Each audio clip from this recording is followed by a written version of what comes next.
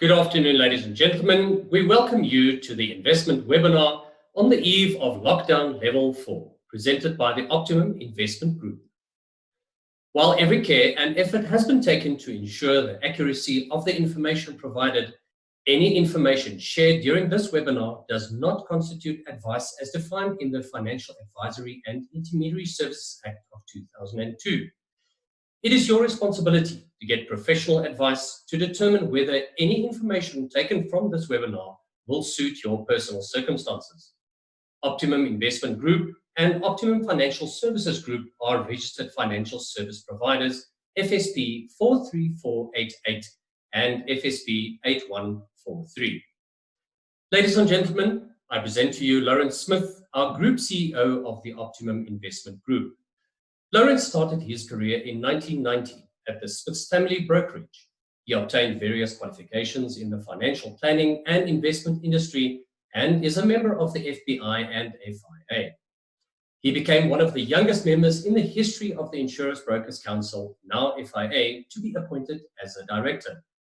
In 2001, Lawrence entered into negotiations to take their family business to the next level by merging the then Westphal Brokers into Optimum Financial Services Group and trademarked the name. As a result of his passion for the financial planning industry, his total commitment to his clients, and successful exploiting of all available opportunities, Lawrence has become CEO and major shareholder of this dynamic practice. In 2012, Lawrence fulfilled a lifelong dream when Optimum received its own Category 2 license and established its own unit trust funds. In 2014, he completed his National Certificate in Financial Markets and Instruments, Wealth Management with distinction. Thank you, Lawrence.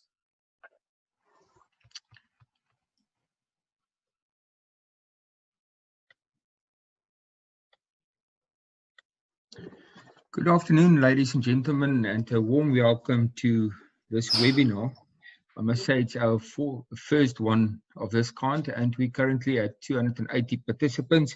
And I really thank you for your time, because all we have these days are time.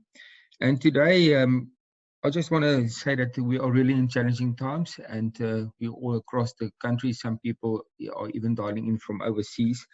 And I'm so sure that you don't want to hear the word COVID-19 anymore. Maar ongelukkig is dit die mees gehate woord wat ons gehoor het in die laaste paar weke. And the whole idea of today's webinar is basically to give you some insight of what's really happening in the world as we see it. And ons gaan ongelukkig reguit praat. Ek dink dit is die hele idee van nog altyd ons beleggingsseminare.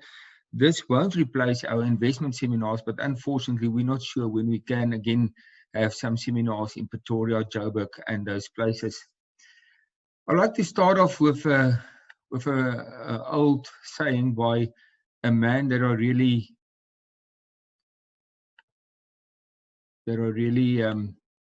admired in a way, and that's Mr. Winston Churchill. Now, this is not the end. It's not even the beginning of the end, but it is perhaps the end of the beginning. And he said that in El Alamein in November 1942, and we all know the history of what happened there.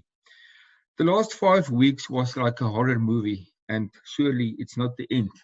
And we don't know if it's the beginning of the end.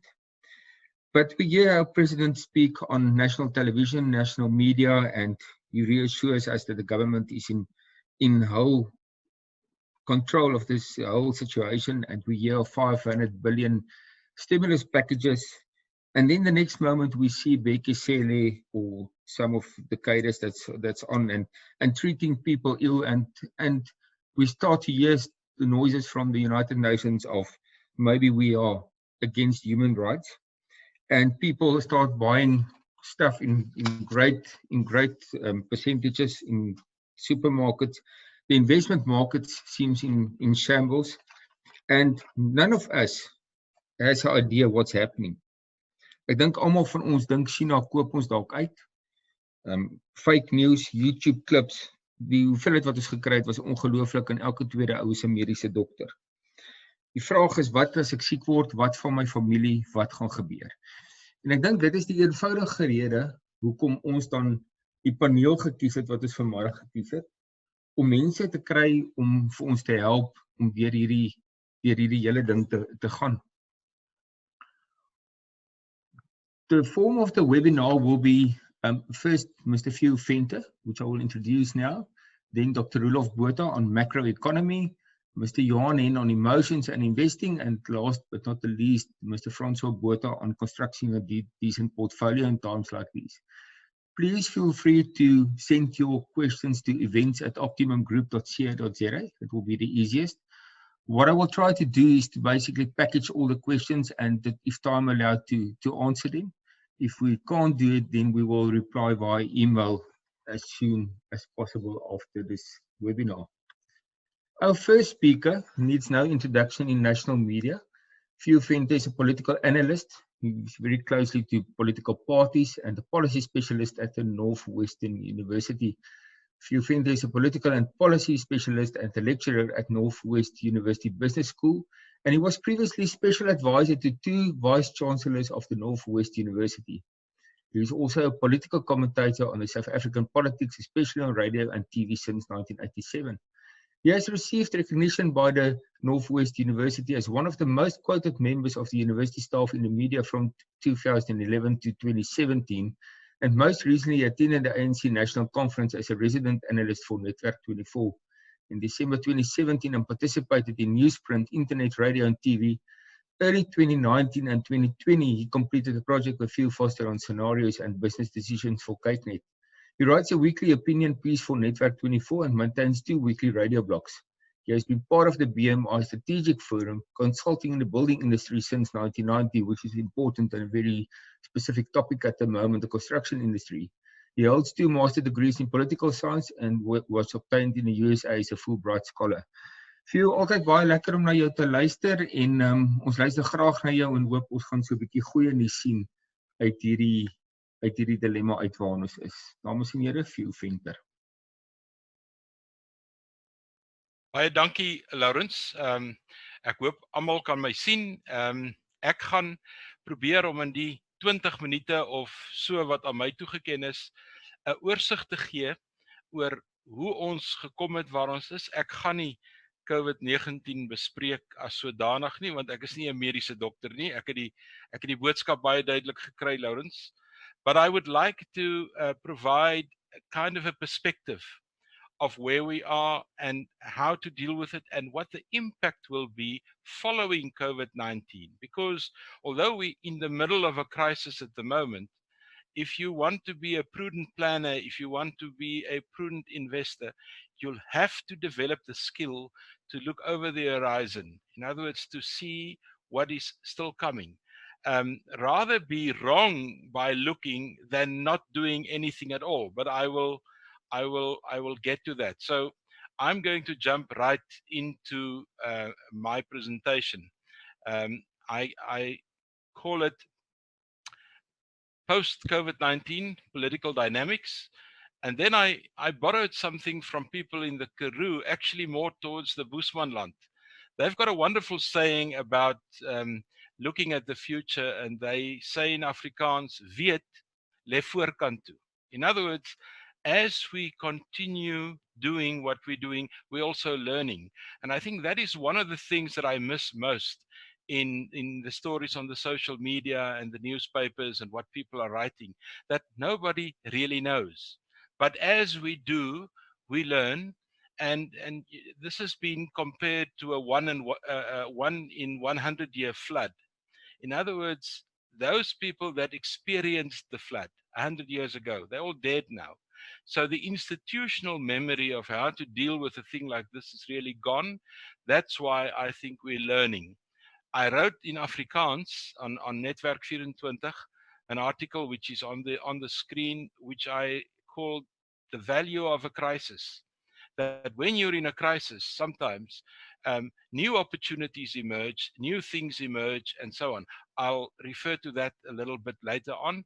But first, let's look at the global situation. I'm going to talk just in one slide about the pre-COVID global environment, and then the pandemic and its global reach. I'm not going to touch on the economics because we've got a very skilled economist amongst us. I'll stay away from that.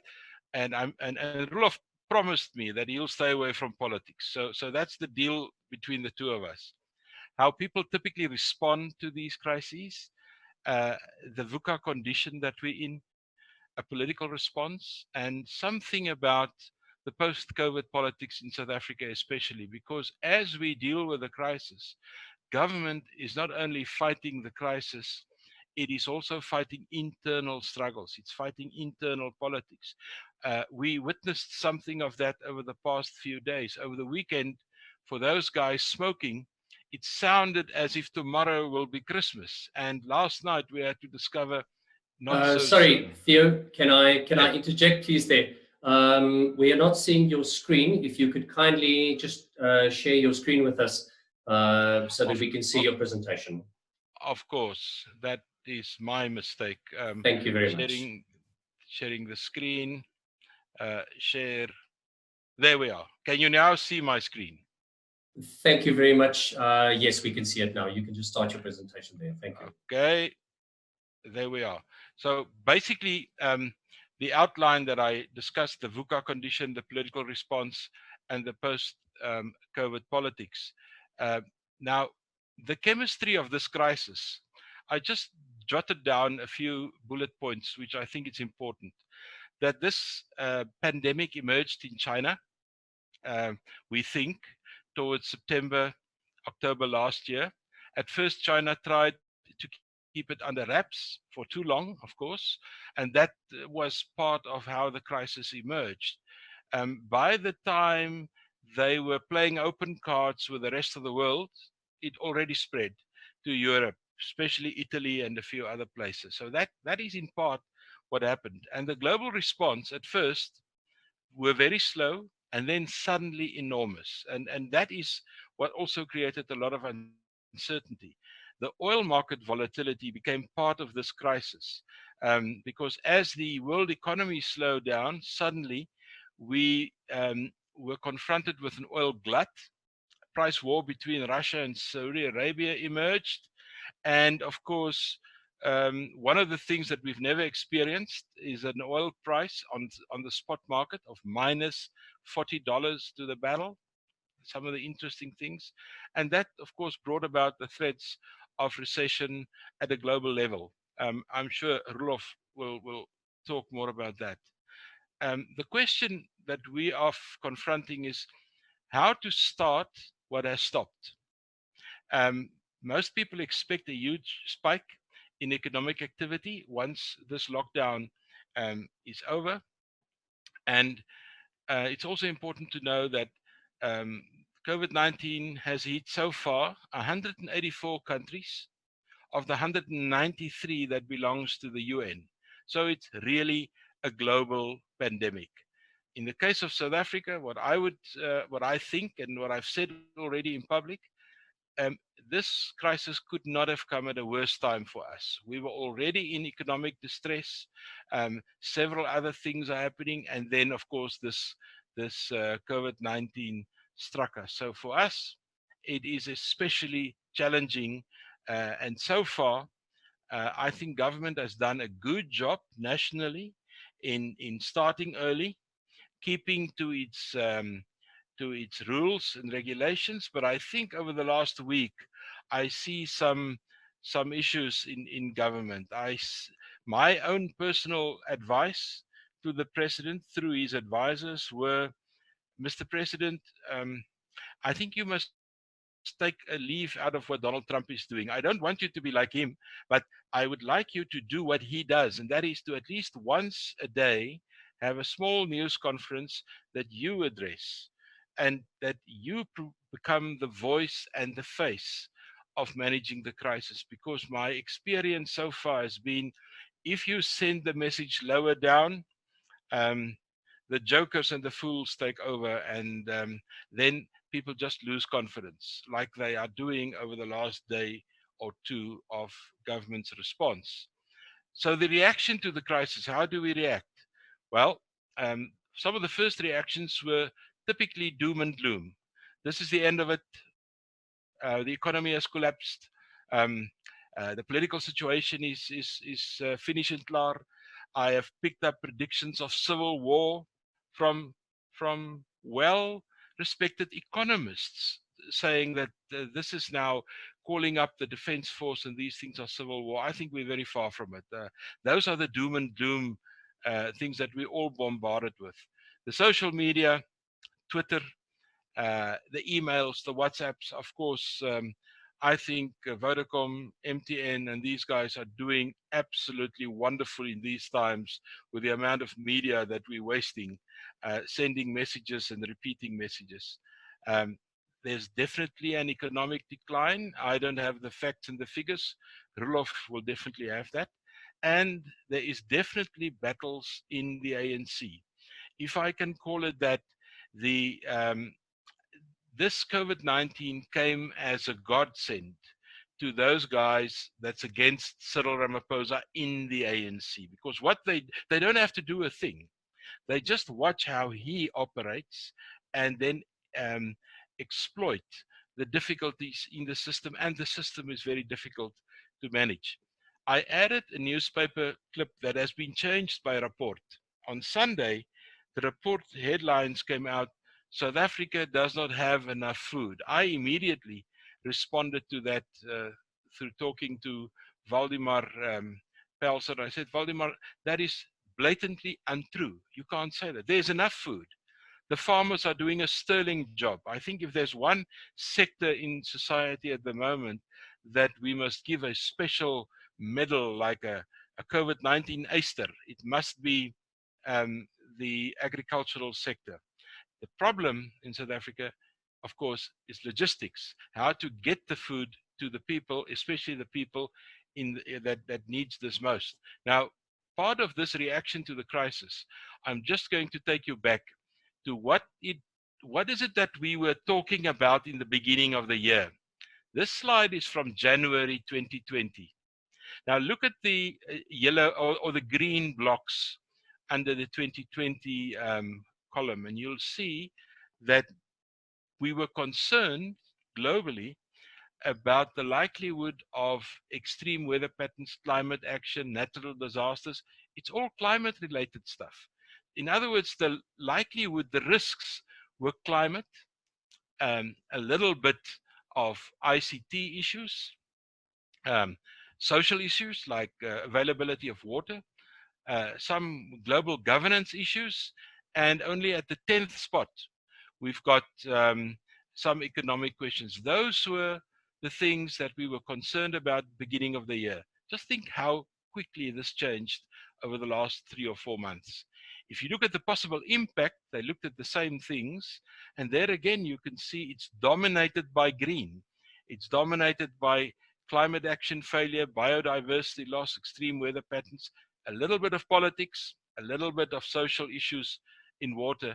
None of these issues were economic or financial at all. In other words, I think this crisis struck the world and the financial and the economic thinking of where we are and where we're going even harder than we thought, because it wasn't part of the paradigm we were in when we looked at 2020. We were concerned about a lot of other things.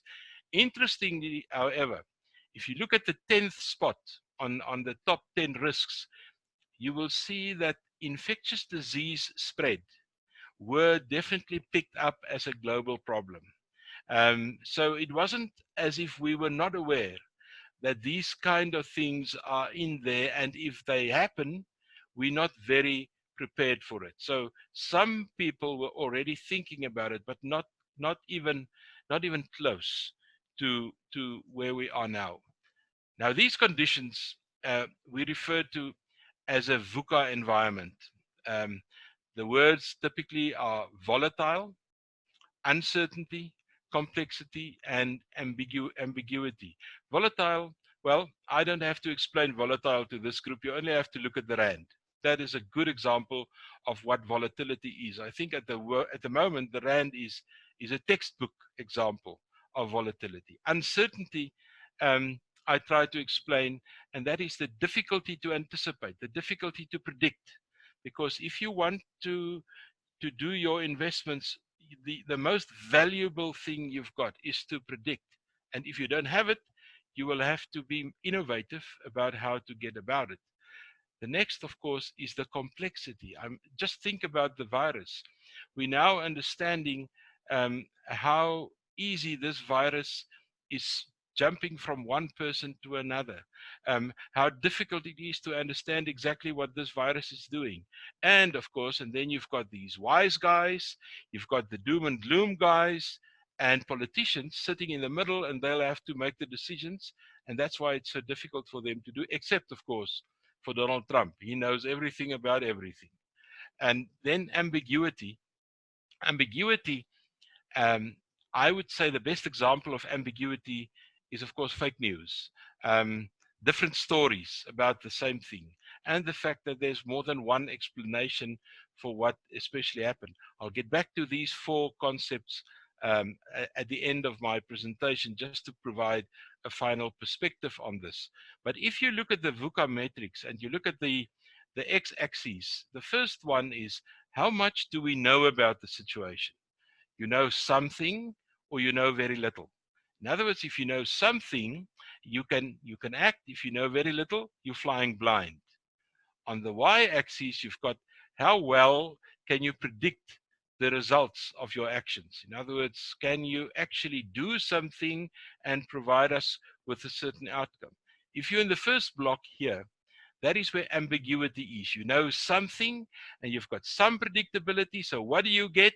You get fake news. You get people with all kinds of conspiracy theories. You've got an explanation for every other thing that is usually wrong. So that's the first challenge we've got in a situation like we're in. The second one is you know a little bit more, but you've got very little predictability. Then you're in the domain of uncertainty. Or some of my newest colleagues, I see they also pronounce this as uncertainty. I think if uncertainty gets more than what it is, it becomes uncertainty. But that's just tongue in cheek. The third block is complexity, and that is your predictability declines. You've got some knowledge, and then it becomes very difficult to know what you're knowing, and those kind of things. And the most difficult block to manage, of course, is volatility. And I think that is where we are, why we need a discussion like this, to have knowledgeable people telling us how do we deal with this area where the knowledge is fairly limited and the predictability is limited. Now, some of the attributes of VUCA, I'm going to focus on one or two just to get my time a little bit better managed. It can be an excuse to do nothing. I think that would be a mistake if that is your attitude. Volatility requires risk analysis and it may be expensive. That's why we use people with knowledge to do research to provide us with an opinion of what to do. We just don't know. Uncertainty requires serious boundary spanning. That means to say things that are not normal and to provide innovative solutions. And the last one is that don't fight the VUCA process. You must make VUCA your friend. Work within it because it's a given. It's the so-called new normal that we're in, at least for the next year or two, in my view. Back to politics. I've shown this at a previous presentation. This is how politics should work, where countries are searching for the middle. There's a little bit resistance of where policy is going, but most people are searching for who are we and where are we going. In South Africa, we had a different experience over the last 10 years, and that was where the country was basically falling apart. The issues, the polarization became so much, and I refer to that very explicitly as the Zuma years. We pay a huge price for the Zuma years, but the Ramaphosa presidency is a presidency built upon going back from these years of division to where a normal democracy should be. But, of course, there is some pushback from within the ANC. And this makes the job very difficult for Ramaphosa at the moment. I'll get to that a little bit later. So I just want to share that with you and show you at least one slide to be at par with Roelof, because I mean, he's the guru of slides. So here is my one slide. And that is, if you look at the blue line, it provides you with a view of the change in GDP growth from 1987 until 2020. And you can see the two periods we were in deep recession, and you can see that we've touched these lines of low growth once or twice over the last 2 or 3 years. But the line I'm interested in is the red line. That is how people respond to the question, does politics influence your decision making? And you can see how it follows the economic line.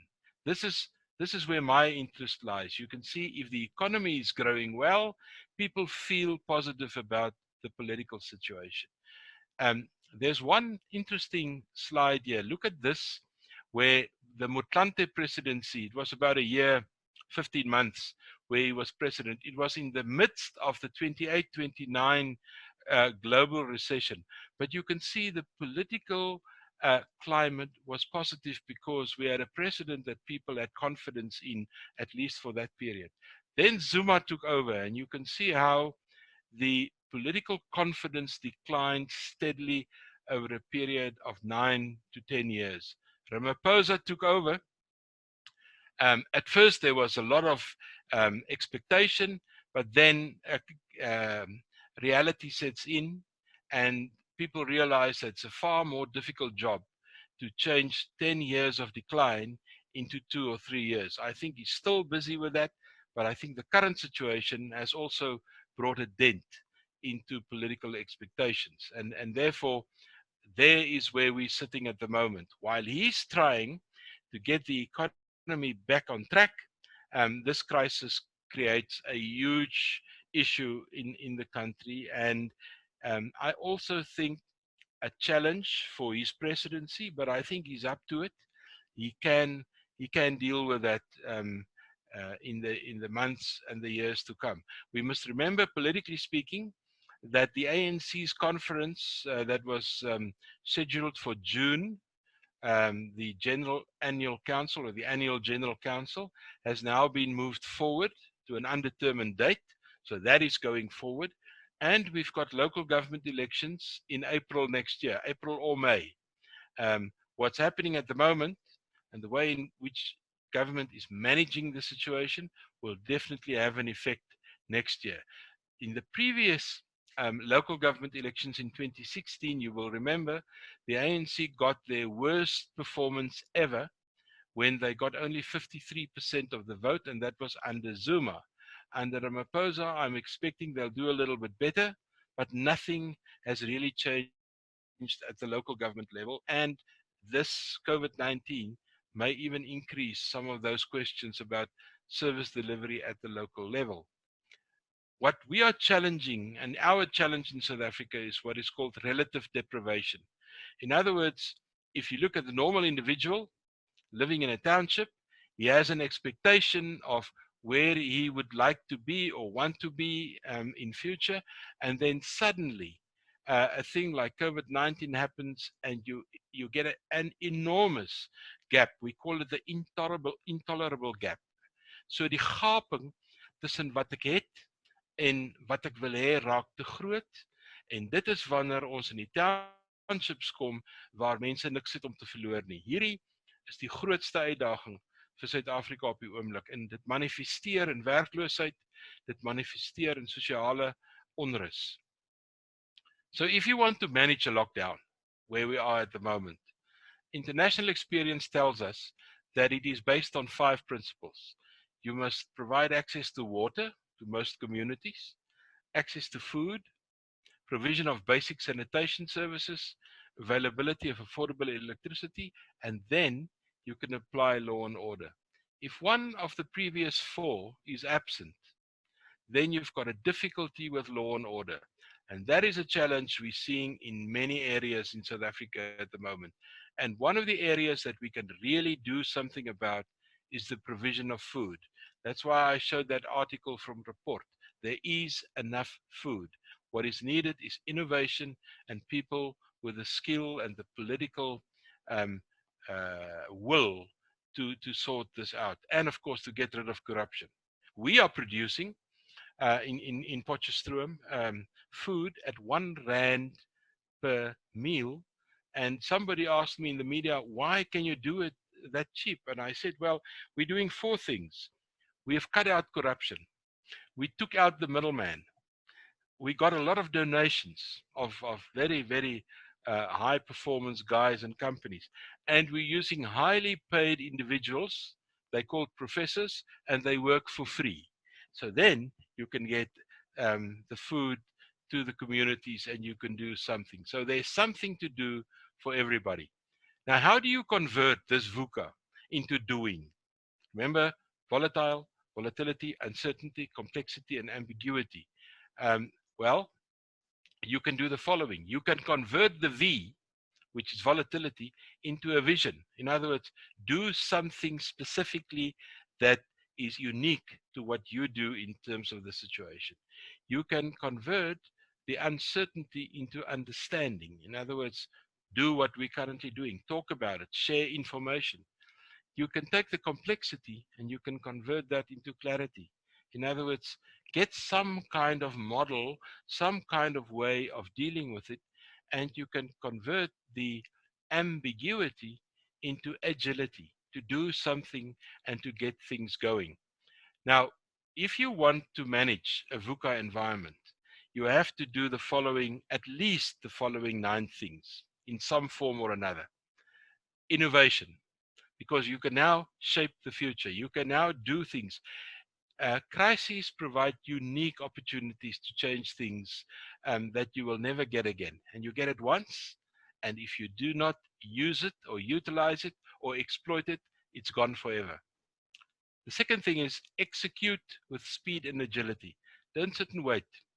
Minor mistakes far outstrip doing nothing.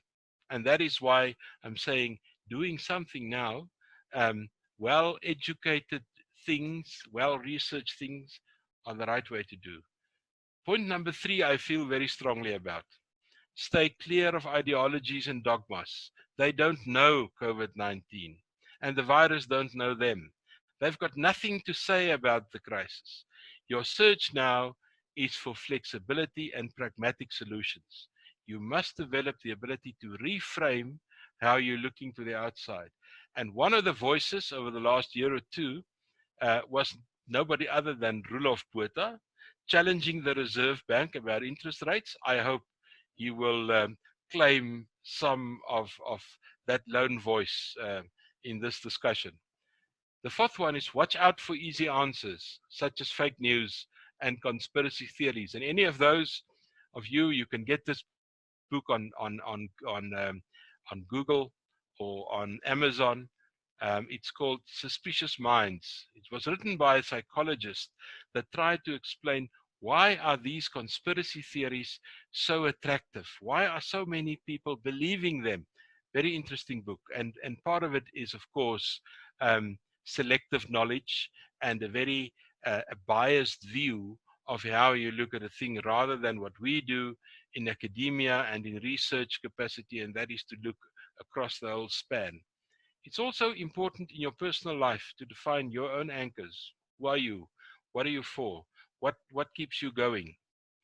And the sixth one is search for simplicity, um, so as not to be drowned by complexity. Something must make sense to you politically, economically, and otherwise. The seventh one is encourage collaboration. Nobody can do it alone. You need support of people. You need people to assist you in doing what you're doing.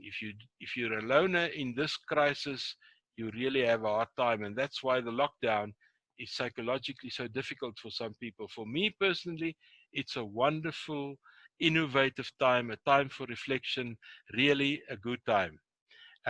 Keep on learning, do your research, read. And then the last one, invest in resilience, and that is the ability to bounce back. And personally, I'm of the view, as a political scientist, that we will see a bouncing back of the economy as soon as we get the economy going. I do not support the gloom and doom view that this economy has basically collapsed. So in the end, my message for this webinar this afternoon is there's a lot of challenges in the country. I don't think we can wish away the challenges, but I think this situation provides a lot of opportunity, and it provides a lot of uh, innovation that we are seeing developing around us, that I have witnessed myself. But it is also a very challenging time politically. What I like about what I've seen over the last month or two, that most political parties are at idem with the president. There's a national support for what the president has been doing. Of course, there must be critical voices. I've picked up that there's a lot of criticism vis-a-vis the way in which we designed this lockdown, and that is to use the Disaster Management Act rather than the Constitution, because Section 37 of the Constitution provides for an emergency. An emergency is stronger, but I'm of the opinion that government used the Disaster Management Act kind of to manage this disaster different from an emergency, which of course we did in the 80s and which had very negative political impacts.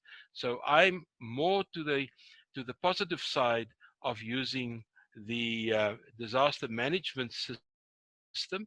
I am aware that it can be challenged constitutionally, and I think some people will try that. It's also easier to get out of a disaster management situation than out of an emergency. And in the end, I've done some travel through the country in this disaster period. I received a new designation about 2 weeks ago, and that is to be driver, which means I can carry food around. I drove in the Northwest. I went to the Free State to do some deliveries, which was great to get out and travel around.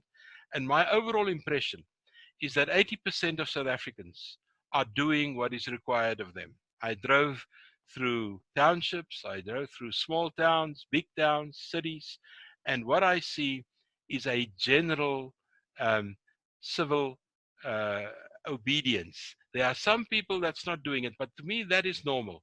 But my global and my comprehensive overview is that most South Africans are sticking to their guns at the moment. If government does the right things and they allow for a little bit more flexibility in phase 4, I think we will get to phase 3 far quicker than we expect. But in South Africa, and this is my last point, I think we must be very, very sensitive and careful about the coming winter. It's not going to be an easy winter because the winter is typically our flu season, and that is also starting tomorrow on the 1st of May. Get your injections if you can and drink your vitamin C. And with that, Lawrence, I'm giving back to you.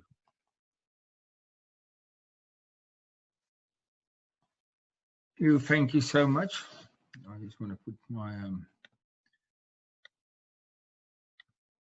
very interesting. Thank you so much. Always good to listen to you, and trust you guys are well there in the Northwest.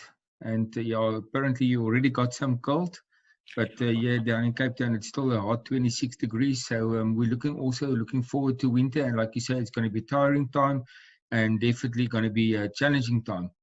Ladies and gentlemen, in order for us to try and keep up with our time constraint, our next speaker that I want to introduce to you is, which needs no introduction at Optimum, is Dr. Rudolf Botha. He is an economist and economic advisor for the Optimum Investment Group.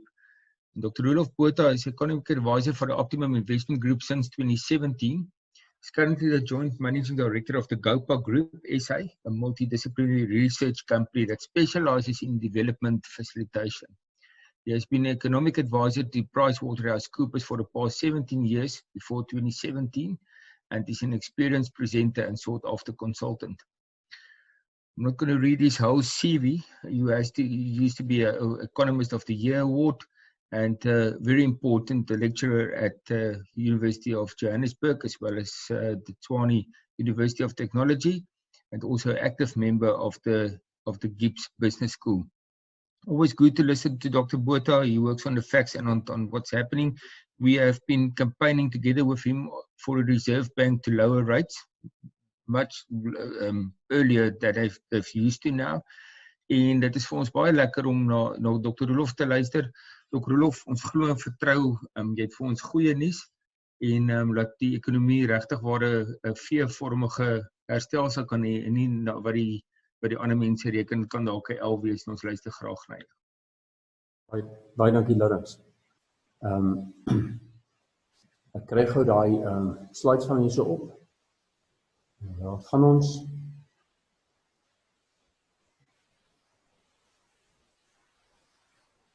en daar is hy nou. Ek hoop almal kan dit sien. En ek hoop almal kan my hoor. Moet ek gaan my gou so 'n handjie gee.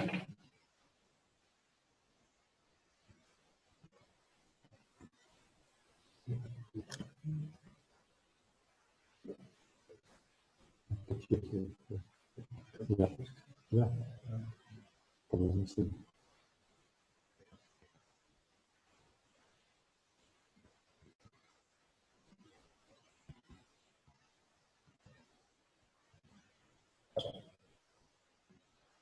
Okay. Ek wag net vir om vir my die groen lig te gee, maar lyk my ons is reg. Right. Die ekonomie na hierdie COVID gedoente. Dit is in die aard van die saak spekuleer ons. Theo, dankie vir jou insette. Theo het gepraat van hierdie weet lê voorkant toe. And I want to add to that, in Afrikaans, môre se voorkant is natuurlik nou die agterkant. En ons weet daarom al heel wat. And what we know about the post-COVID economy, which unfortunately has not been well aired by several other economists or in the media, is that they talk about the new normal, but nobody gives you the detail about this. So quite frankly, I've done a bit of research in the last couple of days, and the new normal is not very difficult. Quite simply, you will be able to group all types of economic activity into three different groups. The one is the status quo, and the majority of businesses within the next couple of weeks will more or less be up and running at the same speed as before this pandemic. But there will be two other groups. One of them, unfortunately, are the sunset industries, and that doesn't mean the sun will set indefinitely. It just means that this is a temporary sunset, and we're talking here obviously of international commercial travel of passengers. We're talking here obviously of international tourism, probably also luxury passenger cars for a while. But then there's a third group, and I think this hasn't been spotted by everyone, and that's what I call the sunrisers. There are so many opportunities, and I'm glad that Theo also mentioned this, for innovation and for new products and services. We're thinking about industries linked to internet-based security, light delivery vehicles, pharmaceuticals, medical services, and of course in South Africa, I think plenty of import replacement opportunities. So it's not the end of the world. We're going to probably be faced with a horrible second quarter, maybe spilling over to some extent into the third quarter, but I doubt it. I think we're going to have a bumper second half of the year, and virtually every economist is predicting a very strong bounce back next year, as Lawrence also indicated. Special word of welcome to Graham Barrett and Albert Schoeman from Currencies Direct. Optimum Group as an association with these guys, Currencies Direct, the first money transfer business in Europe. I don't think that 7.5 billion rands of money, pounds, 7.5 billion pounds of money transfers last year. And if you want the details, you can get that from Aldine VUCA, or you can go to the website, Currencies Direct. Welcome, guys. The stock market crash and the currency weakness. Just a quick one on how quickly do stock markets respond to health epidemics. If we look at a bit of history, even the SARS, that's now not this other virus, SA Revenue Services. This is this severe acute respiratory syndrome. They do both have a bad effect on one. The stock markets recovered by almost 50% within 1 year afterwards. So the fact is that the stock market will recover, and it has already recovered. If you just look at what the JSE is doing, it's unbelievable. The downswing lasted 2 months. The Dow Jones downswing lasted 6 weeks. And if you didn't make a bit of money towards the end of March, then you're probably not invested with Optimum. Just a bit of tongue-in-cheek stuff there. I think the JSE is not doing too well today, but certainly there's still a lot of catch-up to be played. And obviously, Francois Botha and Lawrence and the team are watching this very closely, and they know exactly how to develop those portfolios to switch from money market to bonds to equities, vice versa, and obviously also within certain sectors. As far as the rand is concerned, I'm pleased to say that I got this one correct. I predicted that the rand would be closer to 18 than to 20 towards the end of April. And the medium-term forecast that you see there is from an econometrician who works for a major bank. I'm even more bullish than that. The rand always recovers, and the balance of payments is the main reason for that. If we look at our bond yields, they took a knock, and they did not take a knock as a result of Moody's. The Moody's decision was factored and into our market a long time ago. They took a knock purely because of the COVID issue. But right now, the interesting point is that South Africa's bonds should be trading at a yield very similar to our BRICS partners. If you look at Brazil, India, Russia, and China on this list, well, it's out of synchronization, but we are much more attractive. And I can comfortably predict that the rand will continue strengthening in the next 6 to 12 months because our bonds are a bargain. And that's just one reason. Other problem areas that I'm aware of is the fact that our debt has increased. I just want to put this in perspective. Our debt GDP ratio is below 60%. So we do not have a crisis, especially if the bond yields start declining. Now, what we need to look at is the denominator, the GDP. Yes, it's true that in the next couple of months, this indicator is going to increase, probably to 70% plus. But if we can, and I know it's a huge if, but if we can grow our GDP, and government can exercise some control over its finances, because the debt is the sum of expenses minus income. Then if the denominator can start growing at 3-4% next year, which many economists are predicting, including myself, then we can bring this baby down within the next couple of years. I'm not too concerned about that. What I am concerned about is the discrepancy between government employment and manufacturing employment in the private sector. And Mr. Ndito Mboweni, I'd like to believe, shares my thoughts. Theo mentioned the fact that it would be a good idea if Mr. Ramaphosa takes over the media briefings, and I agree with him 100%. I must say, listening to some of the commentaries, especially from the public sector these days, it looks like there are a lot of PhDs out there commenting that, but not the type of PhD that you know. This is past high school with difficulty. Dominique's also.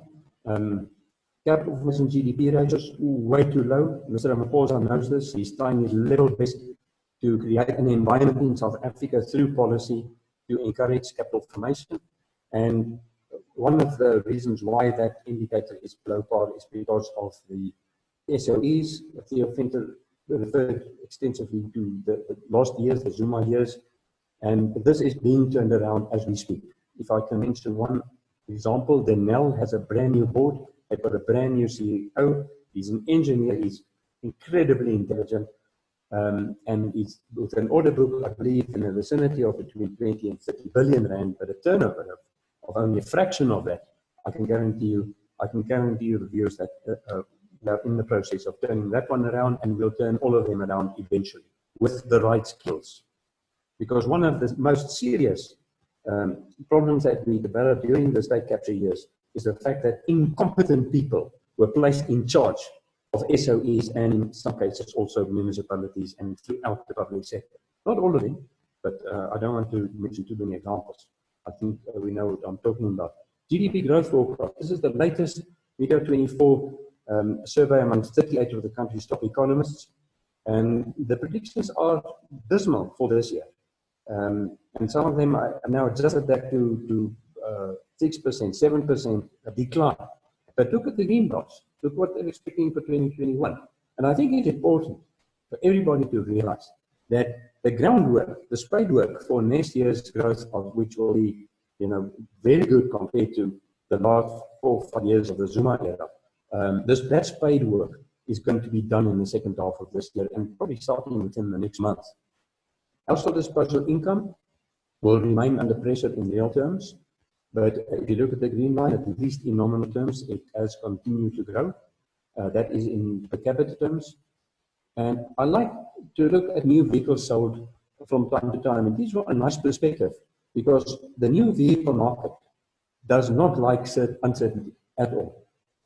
If you look at what happened here in the run-up to the elections, people bought fewer cars, they bought a lot of bully beef and baked beans and candles, that combination, but anyway, so we had successful elections, there wasn't a civil war and things picked up. Then there was the Russian debt default, which led to a recession in America. We took a dip. Then we had that brilliant era of 5% GDP growth. And one of the main reasons, of course, was the RDP housing project, which in that period we built more than 2 million RDP houses. The construction sector is the most labor-intensive in the economy. Then the global recession hit us. I think all of us remember that. A friend of mine at the time told me, look, a recession is worse than a divorce because you also lose half your fortune, but you're still married. I find that a bit cynical, though. I also believe that once the lockdown is finished, the divorce lawyers will be quite busy. That is apparently the case in China, in all seriousness. Then we had a low prime rate pickup during Joel Marcus's presidency of the Reserve Bank governorship. She was probably the best governor of the Reserve Bank that this country has ever had. And I think I can prove that. And we had a nice rebound in growth. We had a nice rebound in the vehicle market. Then we had Joel Marcus's unfortunate retirement, and they lost the plot at the Monetary Policy Committee. All of the members were appointed by Zuma, and we had low growth, declining growth. The high prime rate was the main reason for that, and then we had the state capture years. So that puts things into perspective. And if you just have a quick look at this slide, if you look at the red line, that's the new vehicle sales in real terms, and you can clearly see we are where we were just after the beginning of the Zuma era. So the new vehicle market in Africa is where it was. They lost 9 years. But what do people do in such circumstances? Well, they buy second-hand cars. So the second-hand car market is doing quite well. You mentioned. I'm going to switch my last little section to positives. The power of interest rates. There you can see the John Marcus era. We had growth of 2.6% on average. We had a real prime rate, prime minus CPI of 3%. And why the hell we didn't stick with that remains absolutely beyond me, because inflation was never a serious problem. And I get hot under the collar about this. Why they took the real prime rate to 6%, an increase of 100% is still beyond me. I want to thank Lawrence and the team at Optimum for assisting in financing an econometric study, which I'll refer to shortly, which tried to assess the damage done to the economy.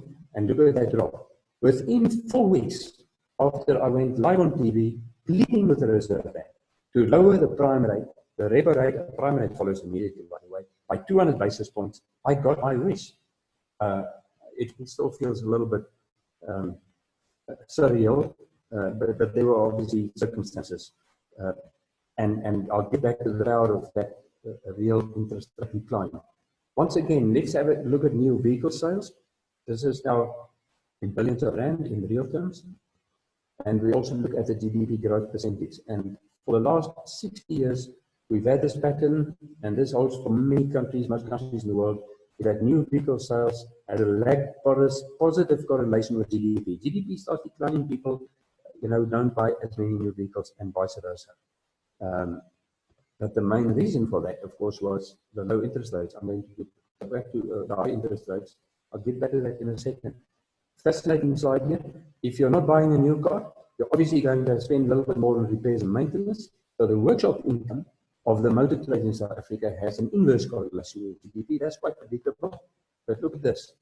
New vehicle sales and the real crime rate, inverse correlation. And the same holds for the GDP. Very predictable. So it took them a while at the South African Reserve Bank. And my plea to them now is, please, there is space for a further decline in interest rates and keep them there for a long time, because that could really help us a hell of a lot. The agenda of economic recovery. I'm not going to discuss this in detail, but market reforms will be expedited within apparently a couple of hours after Moody's downgraded us.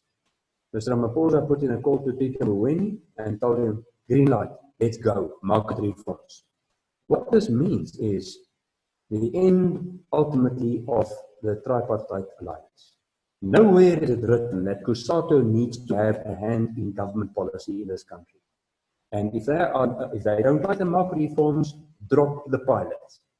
To borrow the title of a well-known song. Restoration of functionality of local governments, slowly but surely, renewed emphasis on infrastructure.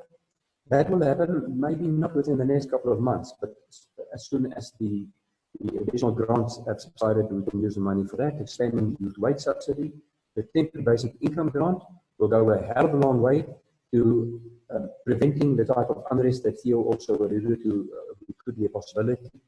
Expanding the low-cost housing program again, bridging near universities to e-learning, agricultural cooperatives. Our president alluded to the possibility of a program whereby they will encourage communities to grow their own food, or at least part of their own food. I think that's a brilliant idea that could be done under the ambit of a cooperative venture. Import replacement for manufactured products. There has never been a better opportunity for us to stop importing cement from China. I mean, dit gaan my verstand boere hoe ons dit kan doen. We should just place an embargo on those type of imports. Sources, pierings. Ons voer pierings in van China. Ons kan dit in Suid-Afrika vervaardig. We have to start thinking about this, because we can create literally millions of jobs if we just start buying South African manufactured products. But we need some policy intervention in this regard. Deregulation in general will serve us good. The IMF facility, which is a given as far as I'm concerned. I know Mr. Magashule doesn't like this much, but then I don't think Mr. Magashule understands economics, quite frankly. Because if you can get money at a cheap rate without too many strings attached, why the hell would you not want to do it unless you don't understand the basics? And then, of course, the accommodating monetary policy. That's my big one. That's my big one. Just before I get to that final one, swift recovery for the Traction Giant General Composite Index. You will notice I've got April's one in here. Lawrence is one of the reasons why I almost didn't make it. I was waiting for the latest one. It was only published a couple of hours ago. But the April Composite China Index remained above 50. This is unbelievable, because above 50 means that the economy is growing. And it's not only manufacturing, services as well. It's the second largest economy in the world. More and more countries are starting to open up. So the end is in sight. A bonus for us, the oil price. Just look where it is, and it's going to stay there for a while. So this is really good news, especially for our public transport sector in South Africa, which is essentially, quite frankly, is the taxi industry. That helps them a hell of a lot. And then my last slide, the study that Prof. Ulrich Burta from UJ did and myself, Currencies Direct and Optimum helped to finance the work done here, also through the econometric modeling. The model, we asked the model to tell us what would South Africa's GDP have been today, at the end of 2019, we've got the full year's figures, if the real GDP had stayed at 3% as it was during John Market's term and not gone to an average of 5.3% and ultimately 6% until very recently, until 2 months ago. And that gap is 560 billion rand. It's more than R500 billion rand. I don't have to tell the viewers that a low interest rate has immense power. It lowers the cost of credit. It lowers the cost of capital. Homeowners and now we have the prospect with a bit of luck for the next year or two of paying substantially less on their mortgage bonds, and ultimately they can spend this money on other things. So I expect a V-shaped recovery, as we had in fact after the subprime crisis, and of course many opportunities for sunrise industries in South Africa. I'm always bullish, but I like to believe that I've got a lot of reasons right now to be bullish. Thank you very much. Back to Lois.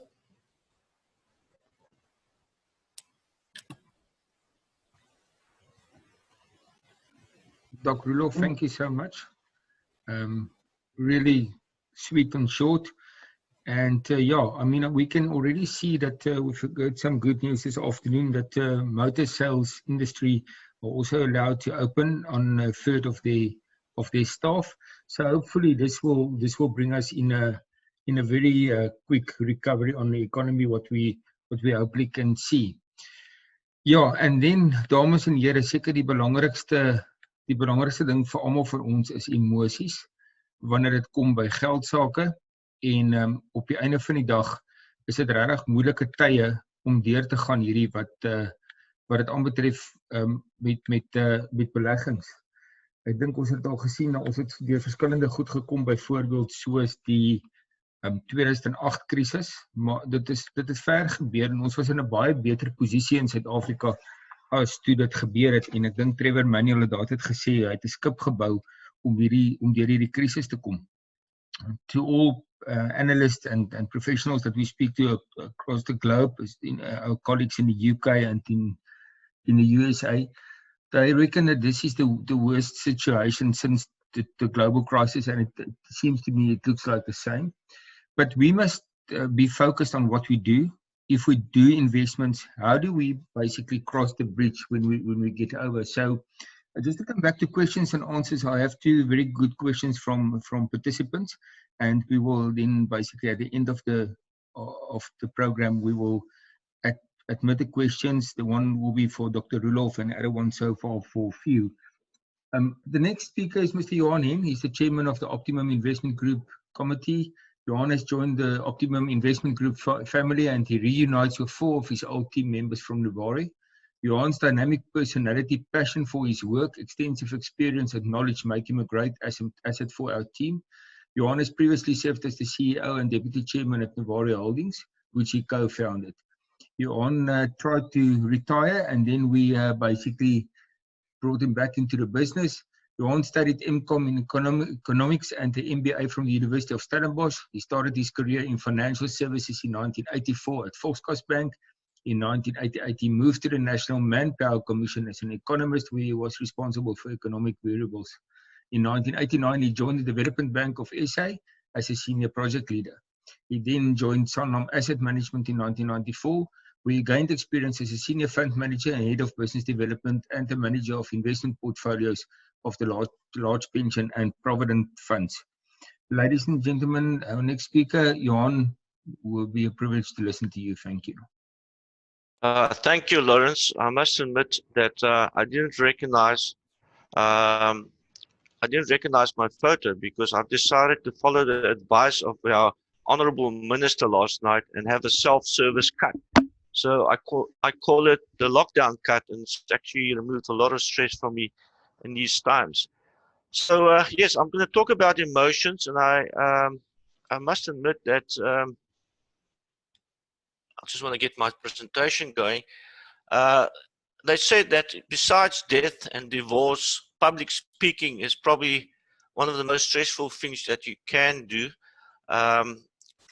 in life. So I think I must also go against the advice of the minister and maybe just roll a Zol quickly just to calm me down, because I can't see people. I don't know what the emotions are, so it's quite tough. But hopefully you can all hear me, you can see me, and I'm ready to go. So my topic is emotions in investing. And first of all, I like to say that I'm not a cop doctor.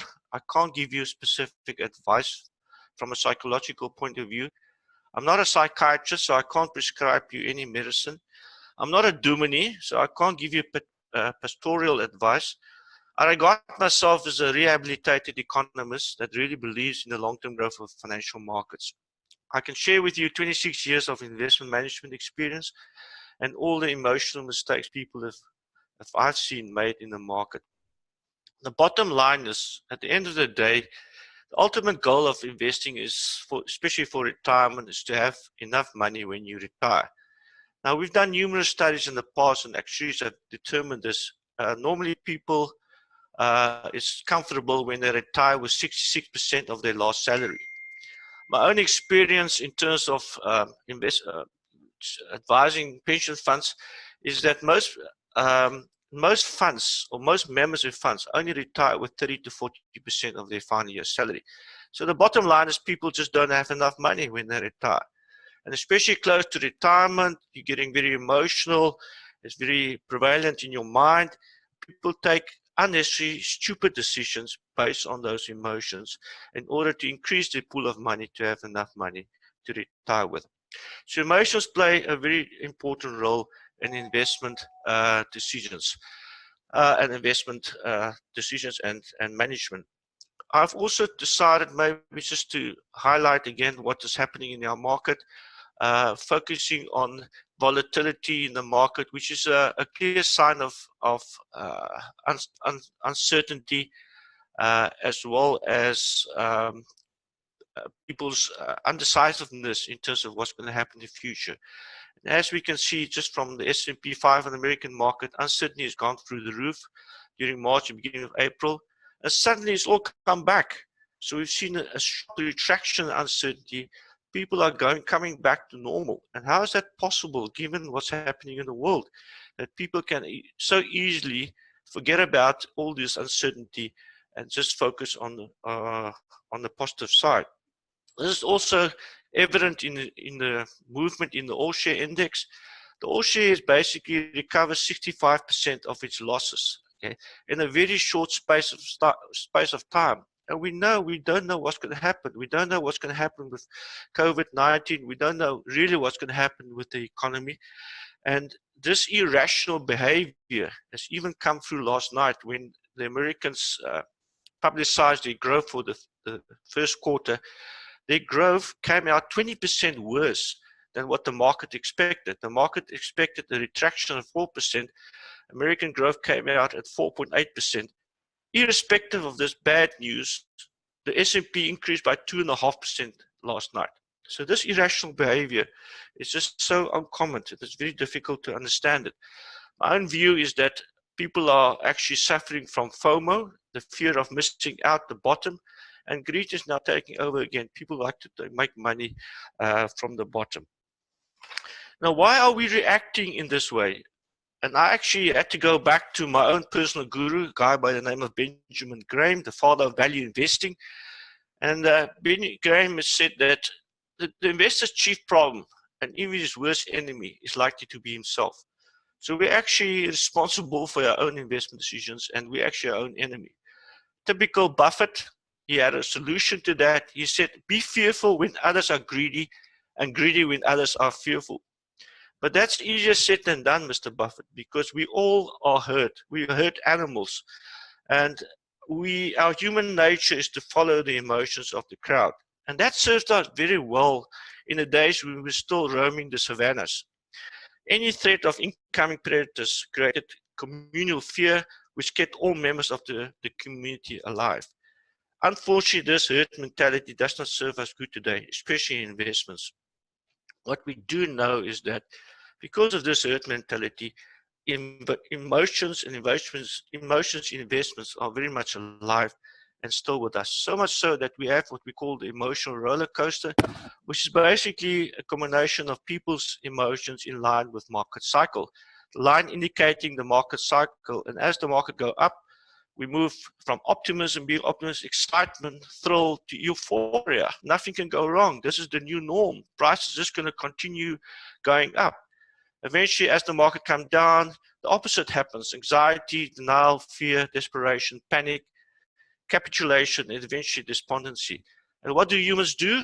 They either fight or flight. And in that process of fighting and flighting, our anger or our fears, we make serious mistakes when it comes to investments. And so the cycle repeats itself, going up and down all the time. In this whole process, we lose a lot of money through emotion investing. Typically, people will buy at the top when greed takes over, nothing can go wrong, and they will sell at the bottom when they are despaired and they flight and they leave the market. And the difference between the two are actually the losses that we make in this process of emotional investments. Typical example studies have been done in terms of the extent of these losses in America. The last time we saw the S&P contracting was in 2018, when the S&P index dropped by 4.5%. The average investor lost 9.5% in that bear market because of emotional investing. I've personally experienced after 2000 and 2003 bear market that a lot of pension funds at the lowest point of the market decided to actually disinvest all their equity and went into cash. Since 2003, we have one of the longest bull markets till 2008-9, and then continuing after that. Those funds lost billions of rand in terms of emotional bad investments. So emotional investing is often for me an exercise in bad market timing. Now, we all know nobody can get market timing right, and that's actually exaggerated by emotional investments going wrong. This has actually led to a whole new field in financial markets called behavioral finance. And the father of behavioral finance was a guy called Professor Daniel Kahneman, who received a Nobel Prize in 2002 for his work in this field. And Professor Kahneman said, I'd like to start with the first one, which is mental accounting. In our mind, we actually park things in different spots, and our mind is a very complex place. But we have this habit to actually treating pools of money differently. Money that you get for free, you probably treat differently than money that you've earned. At the end of the day, they're all money, and you have to let this grow. So it's dangerous to actually treat money in a different way. The second typical emotional and behavioral mistake we make is the tendency to oversimplify. Now, I can tell you in my 26 years in investment management, I've seen and heard very intellectual people and very complex things. And I think that's making people go crazy, because people just don't know how to make sense out of all this intelligence and data and complexities. So what they do, they actually resort to simple rules. And one of the famous ones that I've seen is the so-called 100 minus age rule for exposure to equities, where if you're 60 or close to 60 like me, deducting your age from 100, the rule says you must have 40% in equity. Now, the rule has been adapted to even say to provide for your risk sort of appetite. So people are talking about 100, 110 for medium risk, 120. So if you are willing to take a risk at the age of 60, you're supposed to have 60% equity. And then the famous one I've heard, I don't know how true it is, maybe there are some Jewish investors in this presentation, but apparently the Jewish rule for investing is to have 30% in equity, or third in equity, third in cash, and third in property. So that's just tongue in cheek. I don't know how true it is, but a lot of people follow these simple rules in order to overcome the complexity in the financial markets.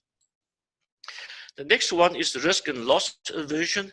I think we as humans actually experience pain twice as much than the pleasure from gains.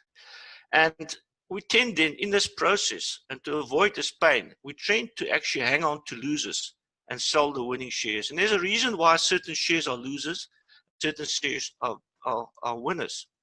I've personally experienced that in the dot-com bubble, where I just couldn't get myself to sell some of those IT companies that actually became worthless. I just couldn't believe it, that it's possible.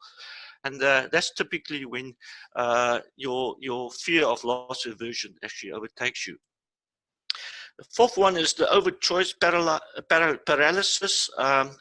Because of all the options, we just fail to make investment decisions. Just to give you some background, currently there are about 227 unit trust managers that manage money in South Africa, or unit trusts, and they manage 1,600 local unit trusts and 600 foreign unit trusts. And then you can add to that managers that don't manage unit trusts. So there's a huge choice of managers and product that you can choose. And a lot of people, that's just too much for them from an emotional perspective, and they just don't make a choice. Just to give you an example of all these products that we're managing, there are only 353 listed equities, but we're managing 1,600 unit trusts in South Africa. It just doesn't make sense.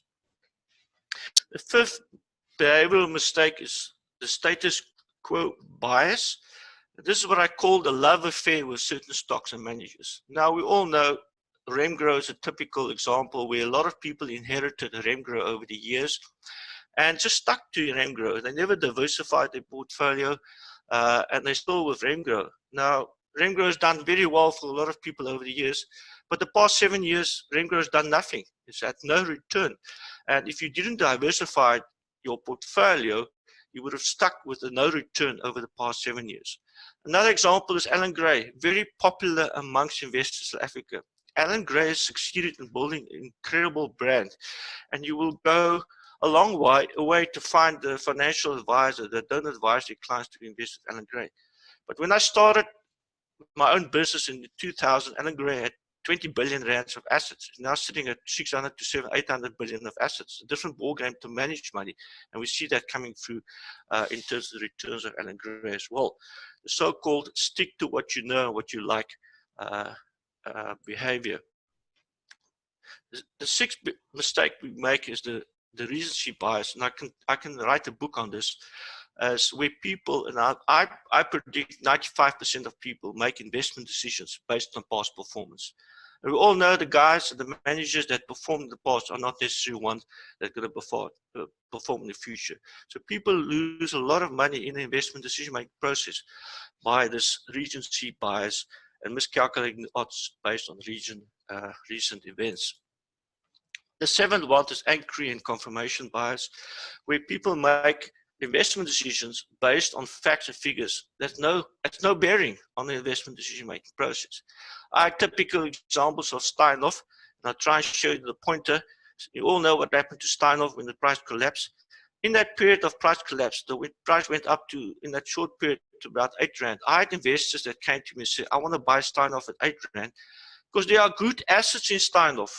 They have Pepcore, they have Ackermans, they have a good couple of companies in their stable. The price will go back, right? But nobody knew what really was going on in Steinhoff. Nobody knew what the liability profile of a Steinhoff. And those investors bought Steinhoff at 8 rand. Well, Steinhoff is currently trading at 1 rand. Now, the latest one I'm seeing, and I know some of my panel members are very fond of this one, which is Sasol. People just say Sasol was trading at 450 rand. It's now trading at 95. It was trading at 26. And yes, a lot of people made money out of this uptick in Sasol. But does anyone know really what the value of Sasol is? Sasol has got a serious income statement risk. Sasol is actually making money if the oil price is over $30 a barrel, and we know where the oil price currently is. Simultaneously, Sasol has got a serious balance sheet risk. So nobody really knows the value of Sasol. There's a lot of punting going on Sasol based on greed and maybe making money out of this weakness in the share price. The last behavioral mistake we all make is overconfidence. Investors overrate their ability to select winning shares and asset manager. I like to, the one thing we all know is that investment is a zero-sum game. 50% of people in the market will get it right and 50% will get it wrong. Okay, and still 90% of assets are managed by these active managers that think that they can get it right. Okay, and what I've experienced in the market is that most of the active managers, because of the zero-cost game, are actually underperforming the market. So they're not adding value and you're paying higher fees. Another typical example, in being in a position to live in Stellenbosch, I've got fairly insight to what's happening there. So many people lost a lot of money out of Steinhoff. There are astute investors that took the whole portfolio on the height of Steinhoff and converted it into Steinhoff shares. And that was the only stock they had because they were so overconfident on the future of Steinhoff. I can tell you some of those investors have lost serious money in this whole process. Just go look at the property market in Stellenbosch. You also see what Steinhoff has done in terms of overconfidence. So what are the solutions? How do we overcome these behavioral mistakes? And one thing that's worked for me is, okay, maybe I must just say that's very difficult from a human nature point of view, because we herd animal. Just to ignore these emotions is very tough. It's like starting and staying on a diet. And I think we're all going to have to do that after the lockdown process, because if you look at what's happening, how much we eat and consume over this period, we probably all need a diet. But to carry on and to continue with that is very difficult. What I've learned myself and what I've advised people over the years is make the real big and important decision at the outset. Okay? Develop an appropriate investment strategy based on your unique risk and return profiles. We all are different. And that's what Optimum is doing quite well in my short period with Optimum. Have products that are really diversified, that are really be able to actually deal with your unique circumstances, and use your investment advisor to help you in that process. If you make that big call up front, half of the battle is won. Secondly, establish in advance decision-making criteria for subsequent decisions and stick to it. Okay, don't get carried away by the herd mentality in the market. And there, an important tool is so-called rebalancing. We all know the golden rule is to buy low and sell high. But how do you do it given your emotions that normally overtakes you in the investment cycle? Important tool is rebalancing. So what happened in the balanced portfolio? If the market has done well, the market is run, your share allocation in that portfolio will become bigger than the other assets. So naturally, to rebalance that, you sell those shares and you put it into cash. The same will happen at the end of March, where shares as a proportion of your assets have dropped. You buy more shares to bring back the balance in the portfolio. And through that process, you automatically buy low and sell high. At the end of the day, very important, think and act long-term. You're going to retire in the future, and this is all about long-term investments and providing you with security over the long term. And I believe, and this has worked for me and my clients over the years, that if you follow this principle and you save enough money, that's also very important, you will probably have enough to retire in comfort. In the final analysis, I would leave you with this slide, is that there's a saying on Wall Street that bulls make money. Ultimately, they normally make the most money. Bears also make money because they avoid the downturns, but pigs get slaughtered. Now, who are those pigs? Those pigs are what we call wafflers. Those are the investors who invest based on their emotions. Try and keep your emotions out of your investment decision-making process. You'll have a good long-term saving career. With that, I'd like to hand over to Lawrence again. Thank you. Johan, thank you so much. And yes, some really good advice there on emotions. It is tiring times, and we really know that to keep level-headed in times like these are really difficult. It brings us to the last speaker of the webinar before we will go to the question and answer session. There's some interesting questions coming through. Mr. Francois Botha is the Chief Investment Officer of the Optimum Investment Group, and Francois obtained an MCom in Financial Risk Management from the University of Stellenbosch. The theme of his thesis was measuring South African equity manager skills using portfolio opportunity distributions.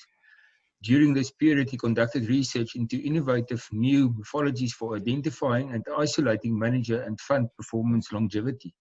In 2010, he joined the Novari team, where he became head of multi-management division. Francois was an active member of the management of the, sorry guys, I just want to share the screen. Francois was an active member of the manager research team and assist with the due diligence of Novari's local as well as international fund offerings, including multi-managed portfolios and quant reporting. He's still a part-time senior lecturer at the Statistics and Actuarial Science Department at Stellenbosch University, and is currently studying for his CAIA charter holder designation and has been in the industry since 2010. Francois, yes, it will be good to listen to you guys, and especially why Francois is important. What people need to understand is that we don't pick stocks, but we look at asset allocation, and in times of volatility to hedge some of the risks out, and to basically give alpha returns to our investors. Francois, over to you. Thank you, Lawrence. Thanks for that nice introduction. Good afternoon, everyone. I just want to start to share my screen here with you.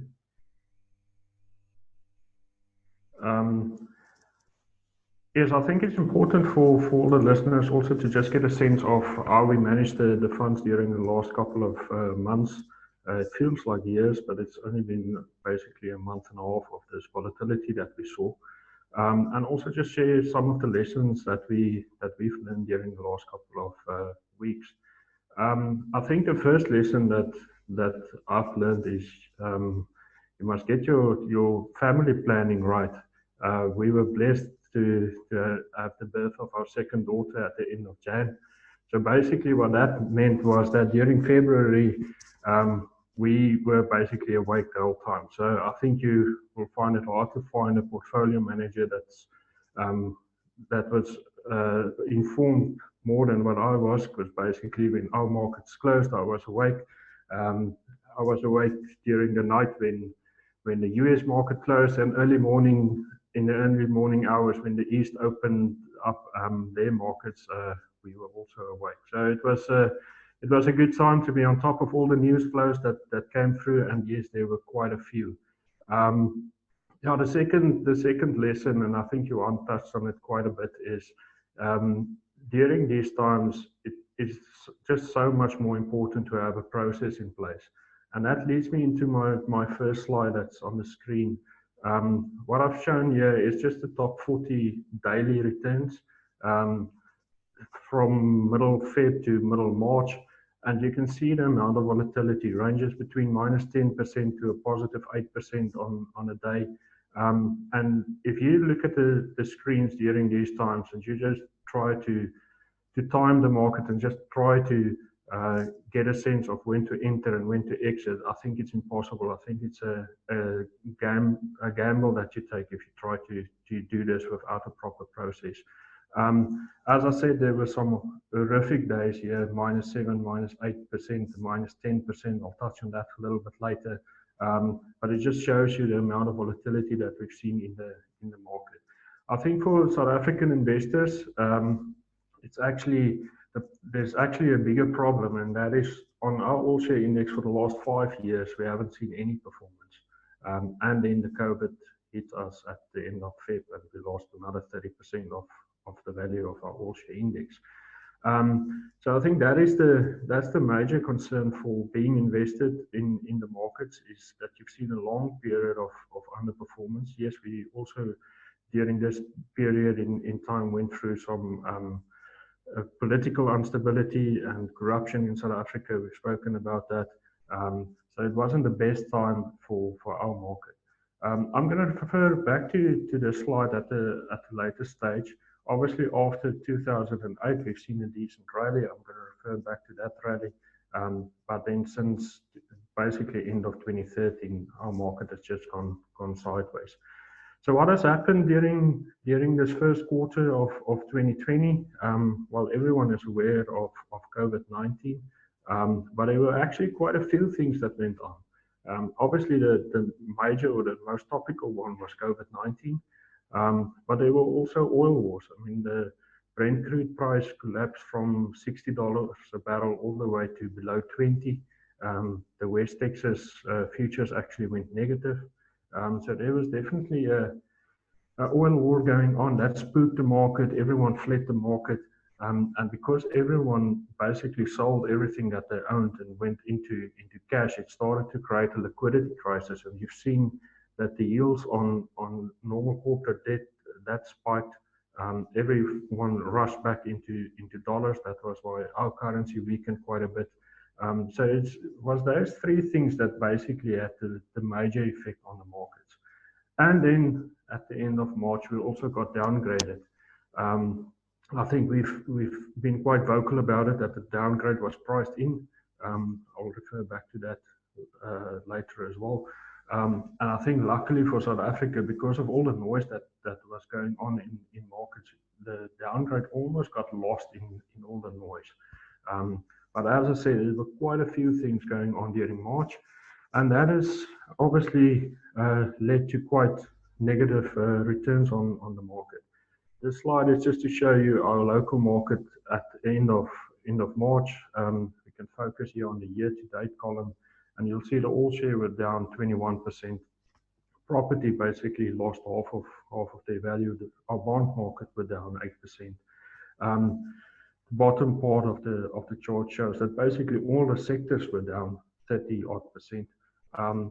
So yeah, significant losses in the market, and unfortunately, end of March is also end of the quarter, and that is when all the investors gets their statements. So when you receive those statements, most of the investors were quite shocked, which obviously we understand. But this is just to show you that it was a terrible time on the market. It wasn't just our local market; the offshore market also detracted quite a bit. You can go through all the different markets. We'll share the slides afterwards, but all the global markets also detracted quite a bit at the end of March. So just to have a look at what the records that were set during this first quarter of 2020, and it's actually quite significant records that were made. What I'm showing you here is on the S&P 500. It's just all the bear markets in the past, and a bear market is defined as losing more than 20% of your market cap. And you can go through all the different dates in history where S&P 500 lost more than 20%. And you see the 2020 coronavirus crisis. The crisis doesn't have a name yet, so it will probably be the COVID-19 crash or something like that. You can see by far it's the shortest time period that it took to lose more than 20% of your value. Just on the right-hand side, it basically took 15 days to wipe out 20% of the S&P 500. The fastest bear market that we've seen in history of the S&P 500. Just to put it on a weekly basis, top left, and compare it to some of the other crises. On a week-to-week basis, the coronavirus also stacks up quite well against some of the major crises that we saw in the past. Bottom right on the slide is the top 10 worst days for the S&P 500, and you see the 16th of March and the 12th of March comfortably slots in the second position and in third position. So yeah, I think everyone was aware, or now is aware of the crisis and just the magnitude of these volatile times that we saw. The same applied for our local market. I've plotted here the top 10 negative days since 1995, and you can see 3 of those top 10 negative days actually belongs to March 2020. So yeah, it was a tough time to manage money, but I think it also presents us with a lot of opportunities, and I'm going to talk to those opportunities in a second. So what research done by Morningstar is based on the top, I think there were 12 biggest daily losses on the JSE. What they've done is in the top losing days is the blue bars. What they've done then is the subsequent 12-month return. They've plotted that for you as well. So after you've lost a massive 7.5% per day, what was the next 12 months return? In this case, in the 2000s, it was 35%. And you can see most of the time, markets actually recovers after losing such a massive amount on one day. The grey bars shows you after 5 years, and as we know, after 5 years, markets tend to go up. So it's good to see that in the past, when we've seen these massive negative days, looking forward, we can expect some decent returns. The question is, however, this black box of mine is the 2020 negative days. What will be the returns going forward? Obviously, we don't have the exact answer, but looking at history, it shows you that being invested and staying invested in the market can lead to quite decent returns for investors. So with that being said, obviously looking at the recovery, and what I've done here is just plotted the all share index since the start of 2019, obviously going sideways quite a bit, and then the crash in 2020, and you see the recovery. Now, there's a lot of articles on the shape of the recovery, whether it's going to be a V shape. At this stage, it kind of looks like a V.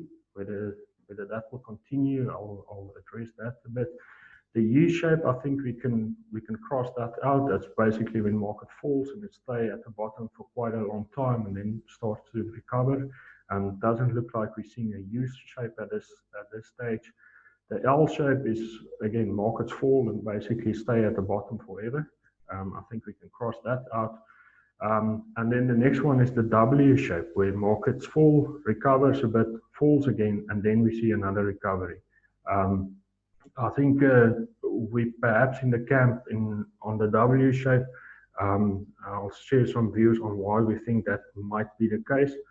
And then the latest one that I've added there is this upside down Nike sign, where markets recover and then we just slowly start to trend lower again. That can also obviously still occur.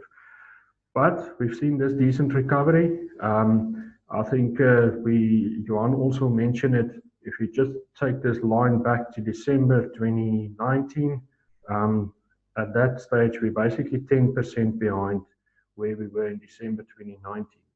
And you think about what happened in December 2019, if you can still remember that, it's always fun times in South Africa. You go to the beach and you have holidays and the shops are open and we can eat and drink as much as we can. Are we really just 10% off the highs that we've seen in December? Is the market really showing us that with everything that's going on, we're only supposed to be 10% lower than what we were in December? So there's a bit of caution for us, this recovery that we saw. I think we're not back at normal terms in the economy. I think we're not back in normal terms on companies, on earnings. So we're slightly more cautious on whether this recovery is going to remain. If you look at the next slide, and this is just to see how the market is priced, whether the market is cheap or whether the market is expensive. So if my line is below the red dotted line here, then the market is cheap. The bottom dotted line is one standard deviation to the bottom. Obviously, the one at top is one standard deviation to the upside. So if you look at this, then yes, the market looks quite cheap. Back in 2014, end of 2013, the markets were expensive. And if you remember my second slide from 2013, the market basically went sideways. Yes, there were some challenges on the political front, on the economical front, but if you also bought 2013, you bought the market at a very expensive level. So your future returns would have been lower because your entry point was quite at an expensive level. So that also explains why we went sideways for more than 5 years, because markets were expensive back in the day. Now, yes, it shows that the markets are quite cheap, and this is the price to earnings. So that's the price that you pay for equities based on the earnings or the income that the companies is gonna give you.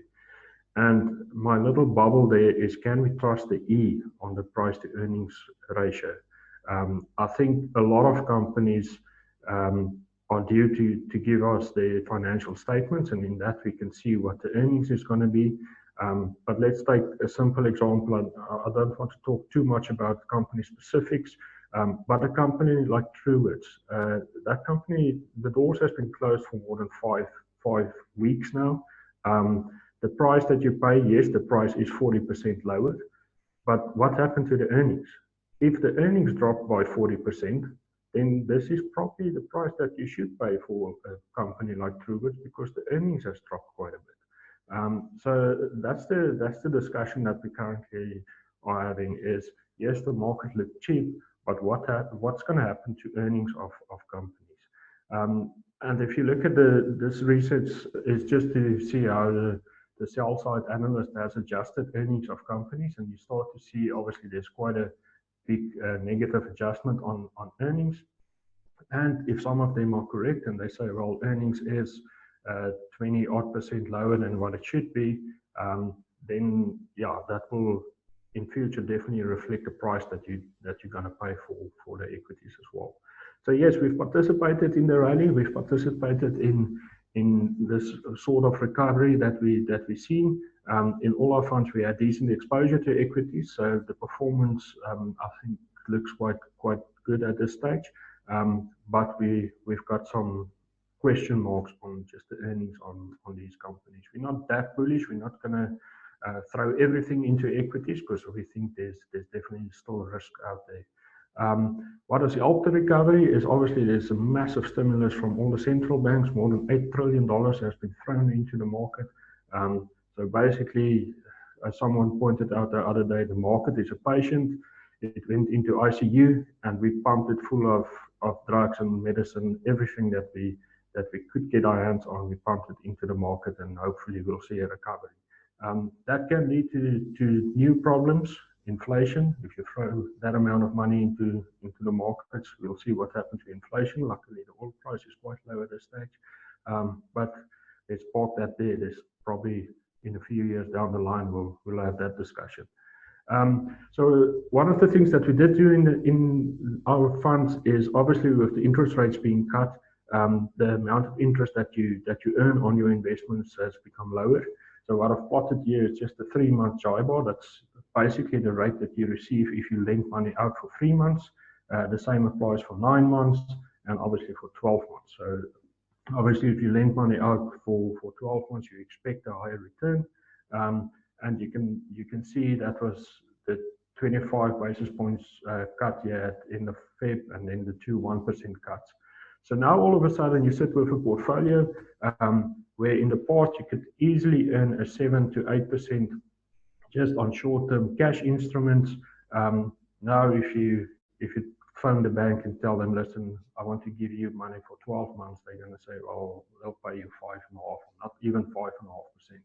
So that was a problem in the portfolios, but luckily there's also a longer-term yield curve that you can use. So this is the government yield curve. I've plotted it for end of November. You'll see it's quite flat. And how to read this graph is on the bottom, on the x-axis, it's just the duration of the bonds.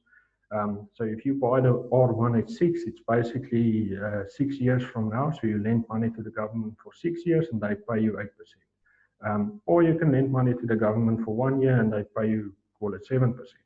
So this curve was quite flat and therefore it doesn't pay you too much to go out on the duration side. But since then, we've seen this massive steepening on the curve. So now all of a sudden, you can lend money to the government for 6 years and you get more than 10%. If you go slightly out on duration, you can almost get 12% on your government bonds, and inflation is 4.5 or even below 4.5. So that's a really decent pickup in the portfolios.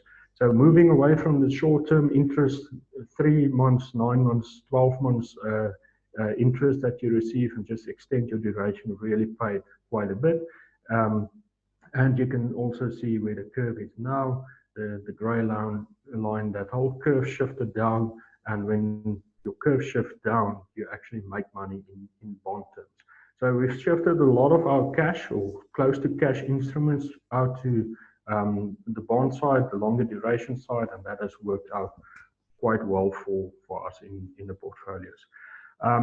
So longer duration bonds, equities, we did participate, slightly more concerned about the earnings on that side. Lastly, I'm going to touch on the rand.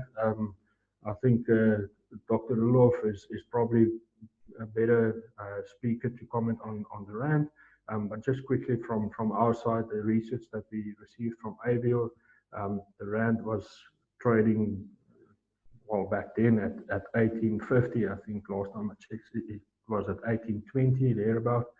At that stage, it was 70% above its fair value. Last time, or some time ago in 2001, when it got to 100% above its fair value, over the following 3 years, the rand strengthened all the way back to 76. Now, I'm not saying we're going to see 5 rand anytime soon, but if you look at the graph, the blue line shows you it overshoots on the top side, and normally it comes back to the reddish line, which is fair value.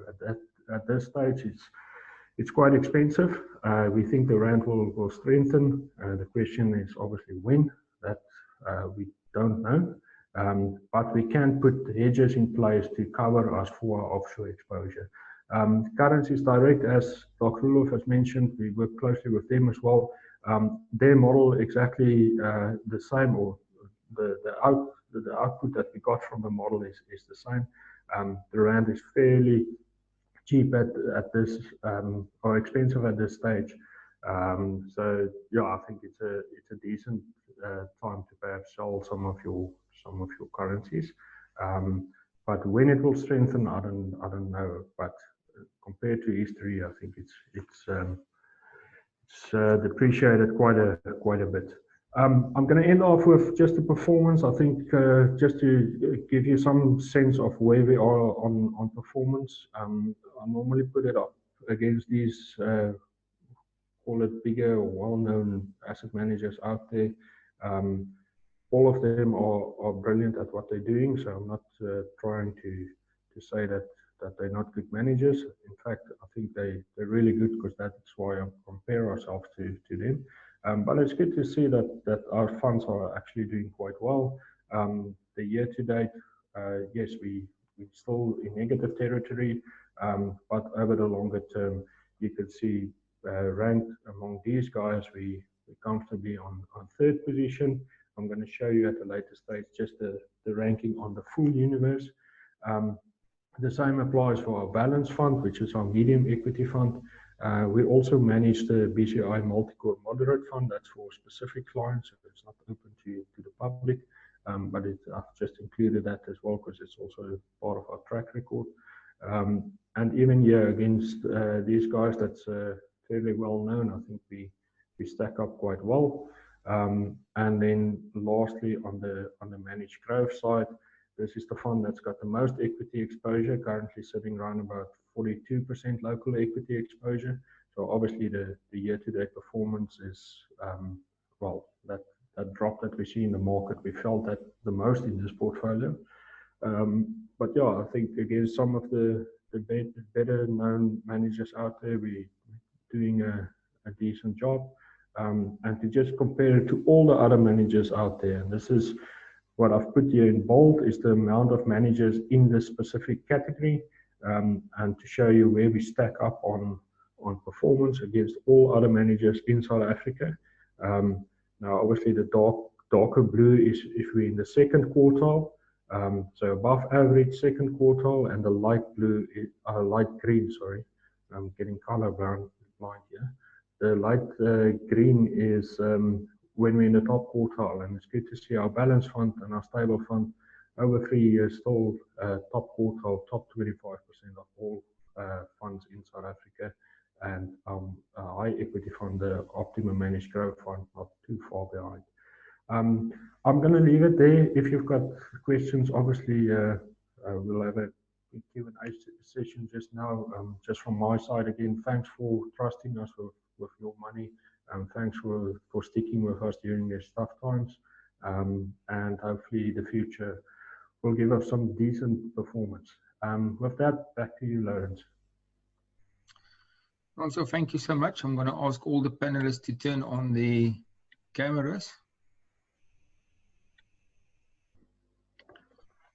Right. If you bear with me for a few minutes, we had a huge amount of questions coming in, and this just basically shows me that that we really are there's a lot of people that really listen carefully what's going on. And I'm gonna, maybe if it's possible, some of you guys, we're gonna combine the answers, if that's fine for you, Doc, Johan, Francois, if you're okay with that. I'm gonna combine some of the questions as well as the answers.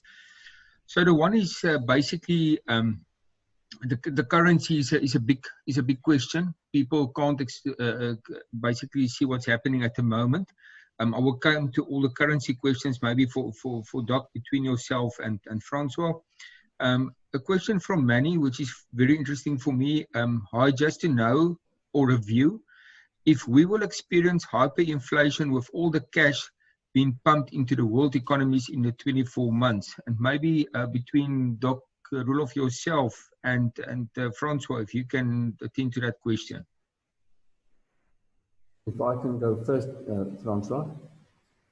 Can everybody hear me? Hyperinflation is totally out of the question. I mean, high inflation is out of the question. Our inflation is declining. There is apparently now a rise in prices of many pharmaceutical products globally because of the huge demand. But right now, the world economy and South Africa as well, in line with that, we're facing a demand deficiency. So the stimulation, if you look at the stimulation by governments as a percentage of global GDP, it is not remotely enough to raise inflationary fear. So quite frankly, I think that's the very, very last thing we need to worry about. We should rather worry about the drought. I think if I could just add my 2 cents there is, with the oil price being so low at this stage, I think from oil is obviously a big factor into inflation, and I think with the oil price being so low, I don't foresee any inflation anytime soon.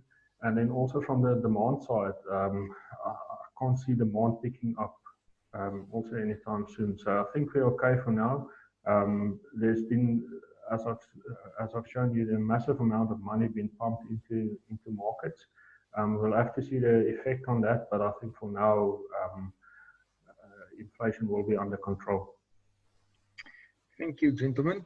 The next one is also very interesting for me. Johan, I know you're expert on the bond side, and it's a question from Hugo, and he says that the question is that through this drop in the repo rate, the current in the past month, the government bonds have been affected very negatively. I think you will answer him on that one. However, the rand over the past days have strengthened favorably. What could have been the reason for this promising movement as we are exiting the World Government Bond Index today?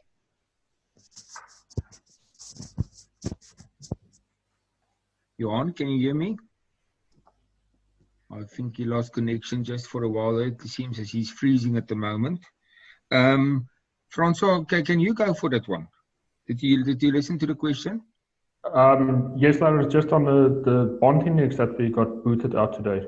Yes, and the question is basically, did it affect government bonds negatively?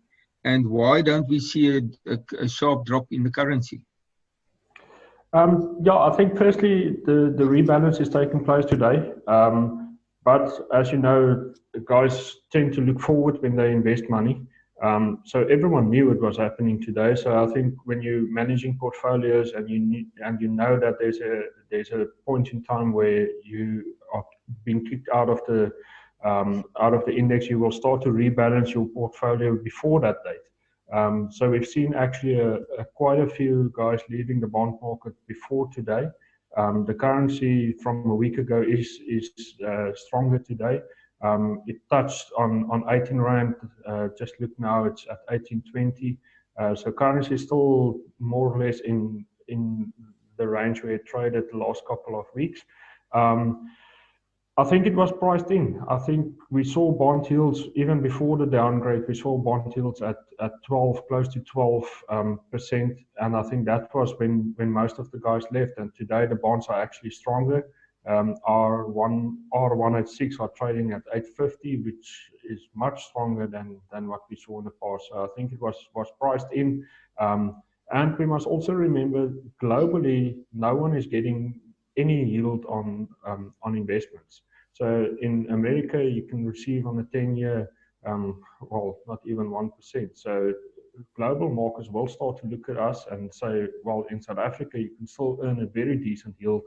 And when normality returns, I think they will definitely start to invest in our bonds because we're paying quite a decent yield at this stage. Thanks, Francois. Then little politics. Few, are you ready for this one? Okay, so we had a question here. It's actually two. I'm going to combine them as well. Yeah, we say that conspiracy theories, we must be aware of them, but unfortunately or fortunately, there's a lot of them. Yet Cyril Ramaphosa recently said on national television, and once we get out of the virus, we will enter a new world order. What does he mean by that, and what is the new order that we are not aware of? That's the one question. The second one is the rise of China in SA. Is it a concern for us to, if we look up north in Africa, what is happening in Africa with the Chinese involvement? Is it a good or bad thing?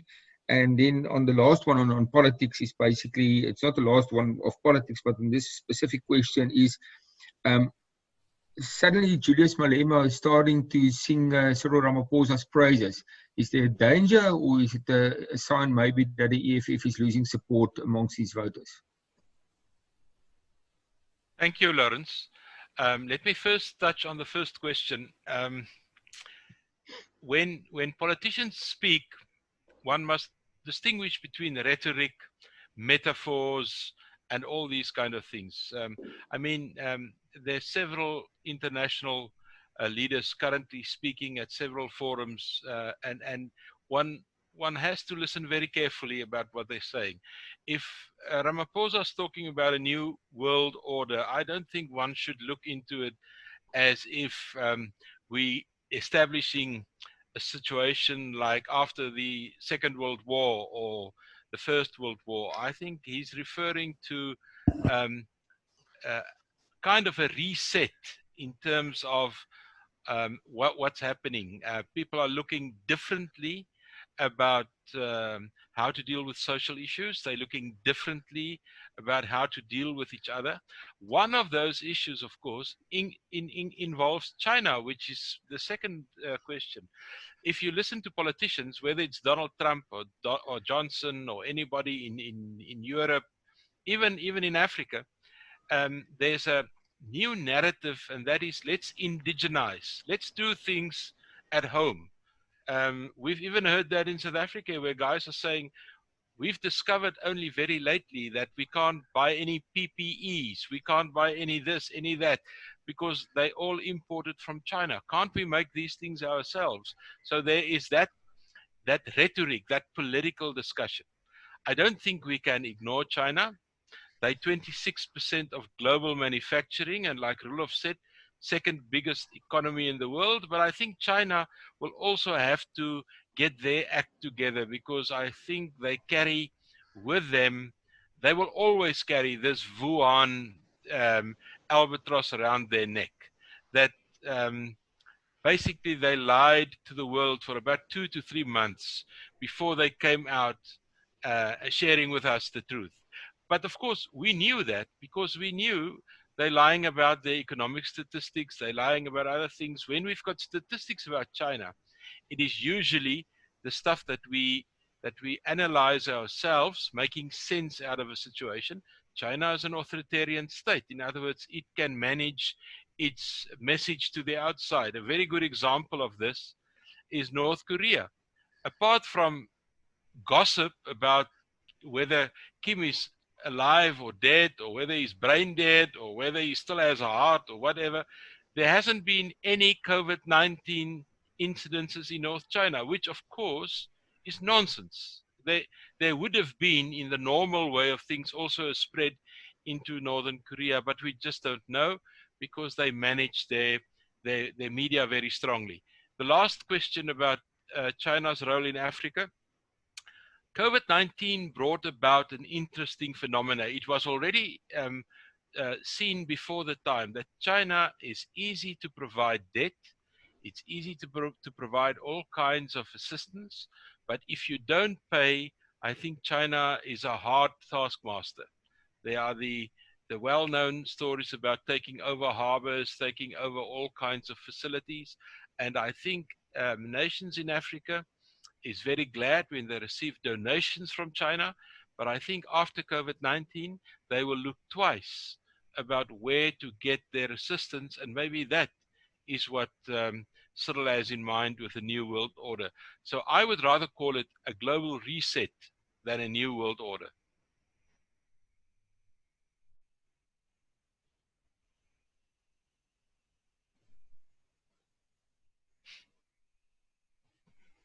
Phil, thank you so much. And then just on the last question on the EFF and the supporting base. Oh, sorry, I forgot that one. Yes,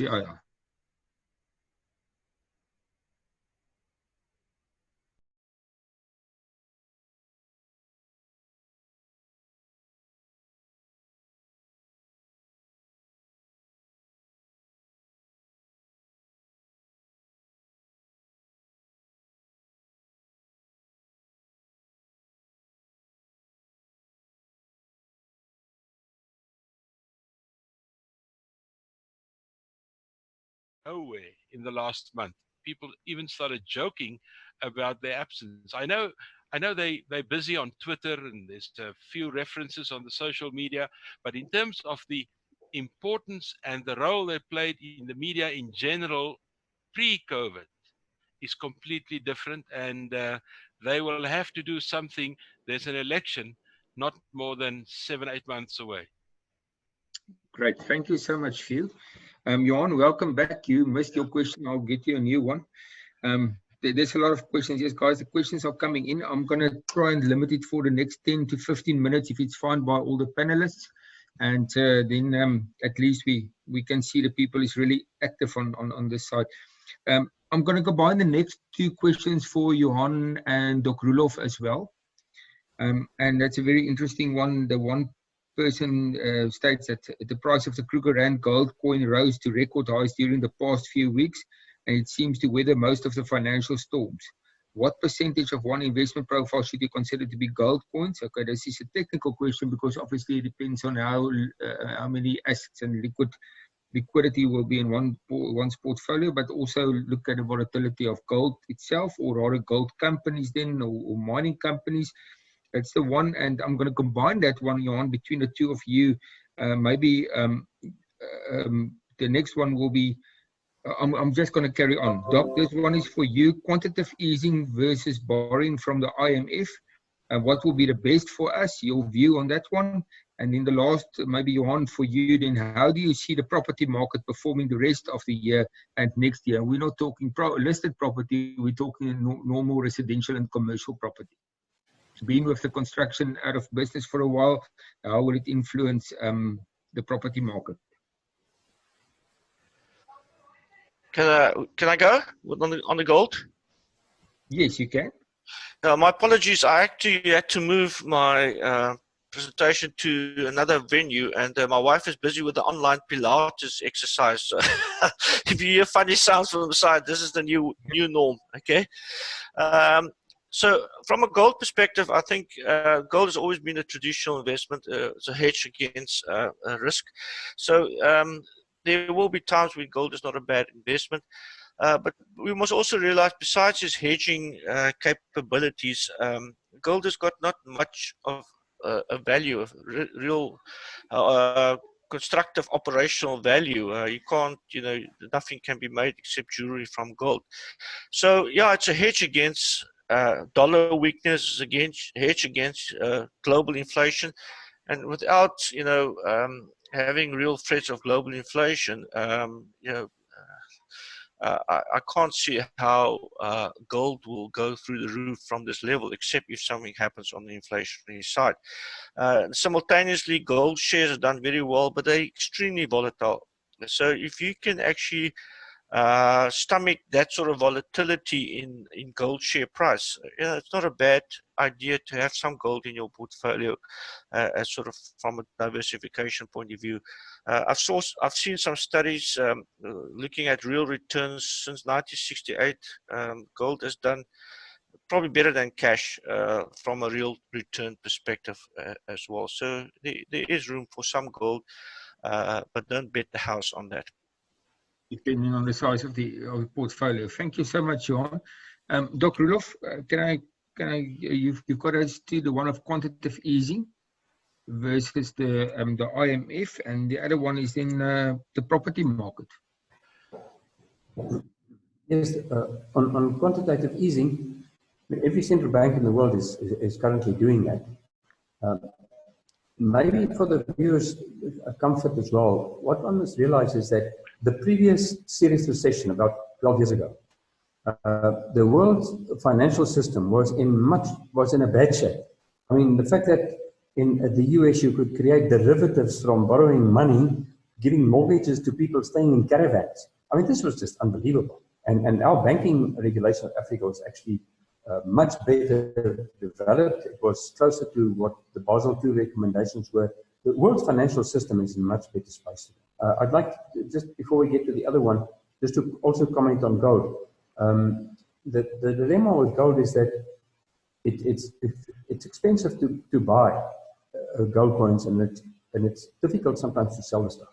So quite frankly, I think if you factor that in to the equation, I would still, if I win a lottery tomorrow, I would buy myself a Ford Mustang, obviously, 8-cylinder, probably get a good divorce lawyer in the process, and the rest of the money I'll give to Francois, because Francois has outperformed my personal little portfolio by some margin. So that's what I would, quite frankly, what I would do. What was the second one, Lawrence? Second one, Doc, was the property market, the residential and commercial property market for SA in the following 24 months. Well, I may be wrong on this one, but I have absolutely no doubt that from probably the second half of this year and maybe early 2021, our residential property market and in general, but especially residential, will start taking off again. We've been in a slump for a hell of a long time. The key to triggering a recovery of our residential property market, I like to believe, is the economic reforms promised by Mr. Ramaphosa, and very importantly, the decision on Section 25 of the Constitution.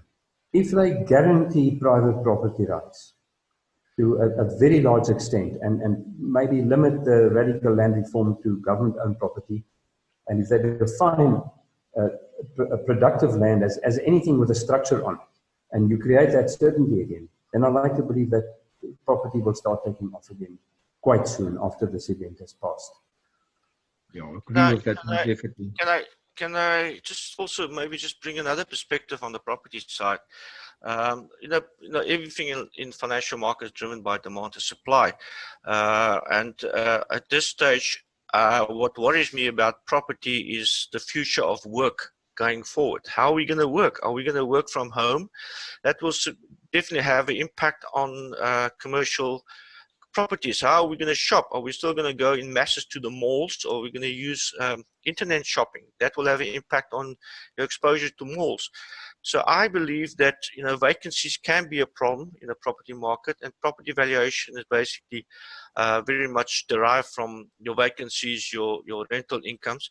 Rental incomes, we are seeing a lot of commercial people defaulting on their rentals, and I just heard now from a lawyer friend of mine that even retail people that's renting are actually also starting to default. So in the short term, there will be a lot of pressure on property. To what extent that's reflected in the price, I'm not sure. Another issue is also a lot of these property companies, from a balance sheet perspective, are geared.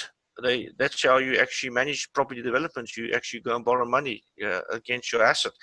And if people are not going to pay their rentals, some of those debt will also be coming under pressure. So it very much hinges on the sort of social distancing that was going to be applied in the market. And I'm more nervous on property. Okay, but basically, to do a summary, is we can definitely maybe see a growth in the residential property market, and especially on the lower end of the market, with decrease in inflation rates, and hopefully people that couldn't buy property a year or two ago will start considering post-COVID-19. Just on that, Lawrence, sorry, can I just, one more point is, I just spoke to a lawyer from it. It seems to be with the rand where it is, there's quite a keen interest from international investors back into residential property. Okay? Correct. And somebody was telling me that's the only thing that's driving the property market currently, interest from international buyers. So the rand is helping in that way, and also how South Africa is actually managing the COVID-19 virus can also give people peace of mind from a property investment perspective. Definitely. Thank you so much, Johan. Theo, the next one for you. This is very interesting, and it's purely politics and on your field now. So what is the most likely expected future for BEE? I mean, I think all of us talked about it in the past. The union's involvement in employment and the numbers of employment legislation following COVID-19. Will we see a relaxation in these type of laws or not really? Yeah, I think that's a very important question, and it is in the same category as the issue that Johan mentioned about working from home. That, of course, is a new abbreviation, WFH, working from home. These are the things that we have to contemplate. But to answer that question directly, I think the unions are having a hard time. What we see from government, and I can add the SAA to that and a few other things. On the one hand, somebody like Pravin Gordhan still wants in public to kind of sugarcoat things, but in reality, the SAA is down and out. And the unions, if we remember what they did 3-4 months ago, they actually helped the SAA to get to where it is now. They played a role in that, and they know it. But I think what we will see on these kind of things is that we will see a little bit more pragmatism from government side. Now, let me just refer you to one word that Ramaphosa used on Saturday. For the first time in his speech, he used the term radical economic transformation. And everybody got absolutely mad about the fact what's happening. Is Ace Magashule now in charge of Ramaphosa's speech? No, I think it's totally the opposite. Remember, radical economic transformation was a political slogan in the Zuma campaign to get his wife elected as president. It had very little content.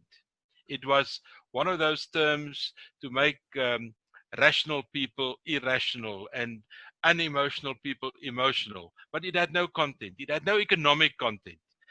Now that we are changing things and things are changing, Cyril Ramaphosa is slowly but surely bringing that little abbreviation back, RET, saying what we are now seeing, that is really radical economic transformation, to get things going, to be a little bit more pragmatic, to get our wage bill in place. I mean, the wage bill, slowly but surely, top paid government officials haven't received the increase.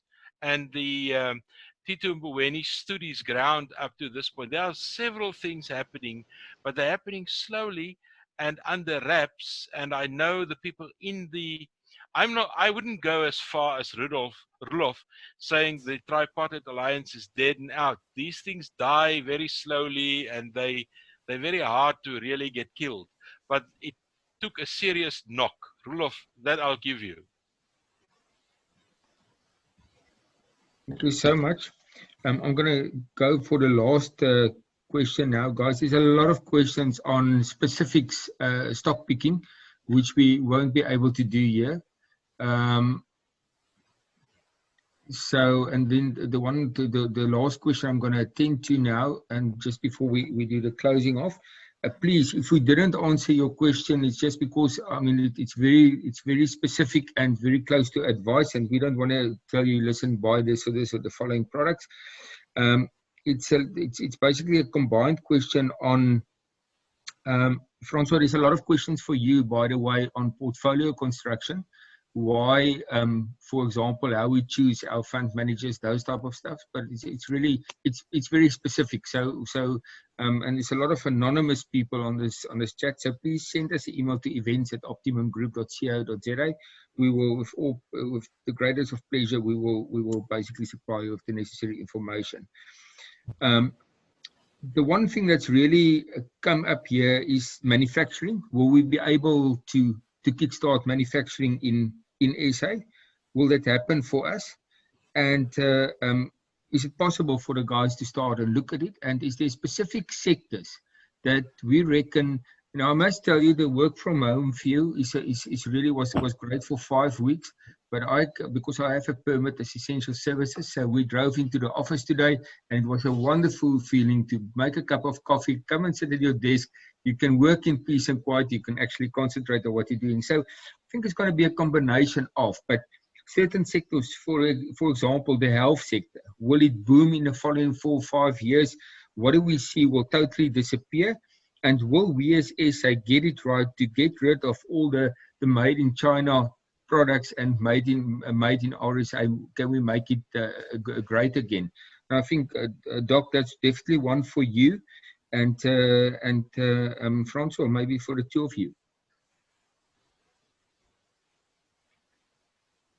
Right, shall I start quickly on the China thing? If that's okay with you guys. Lotus, can you hear me?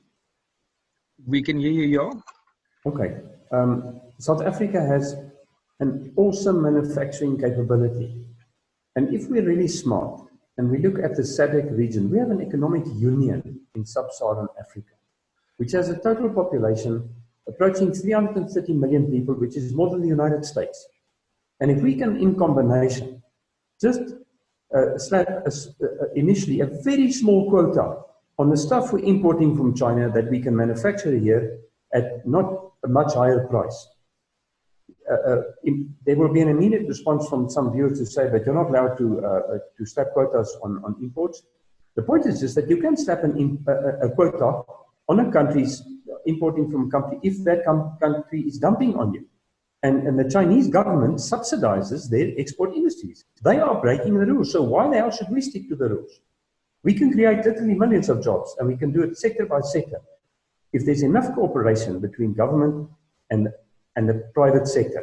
And this is a change that we will hopefully see unfolding in the next couple of years, is much closer cooperation between government and the private sector, something which we did not have at all during the Zuma years. And that holds out a hell of a lot of hope. Just a quick word, I agree with Johan on the commercial property side, bit of pressure there, but on the residential property side, it's just a question of time, because the gap between the replacement value of a house now and what the market prices are, it's just ridiculous. So if we have a growing population and we can create jobs in the next couple of years, which I believe we will, then the residential property prices will increase. But once again, balanced portfolios, and I don't think there's anybody that knows how to balance a portfolio than my surname's sake, Francois Bertha. Thanks, Doc. Yeah, I think just on the sectors that you want to avoid, or that's going to definitely feel some headwinds, is obviously we've touched on listed property, and I agree on the listed side. There's definitely some headwinds in the office space. We've started off with an oversupply in the office space. So those of you that's in Johannesburg, if you go to Sandton, for the last few years, it basically looked like a building site with all the offices that were created there. So listed property is perhaps a sector that you would definitely want to avoid. In our portfolios, we've got very little exposure to listed property. We've touched on retail and how that might change. I think another sector that you must perhaps be a bit cautious on is probably the banks, especially the banks that's got a lot of unsecured debt on their balance sheet. It's fine if you go and mortgage a bond for obviously your house, but if that asset is unsecured and you use that money to pay school fees or pay off your credit card debt, I think that will become a problem, especially if we see a lot of unemployment. So I think banks might be in for a tough ride. Banks are cheap. They've lost a lot of their value, so most of it might be already in the price, but I think I would be cautious on going too big into the banking sector. And then basically companies that's got too much debt on their balance sheet. I think at this stage you want decent quality companies that's got a strong balance sheet that don't have too much debt that they must pay off, and companies that can maintain their earnings and hopefully grow their earnings in future. And if you've got too much debt on your balance sheet, I think that will be the biggest problem, is to grow your earnings. Thank you so much, Francois. I must just take this last question. Johan, I'm going to ask it to you, and then I'm going to ask that we wrap up. But an interesting question from an investor now is, it seems to me as if government is really not doing anything to address the ratings issue at the moment. We are rated to junk, just been last night by S&P as well, downgraded another junk status. Do you think it worries a guy like Tito Mboweni, or is it just that we're all in lockdown and we can't really start addressing this? Or is he basically steering the economy in the right direction as the Minister of Finance?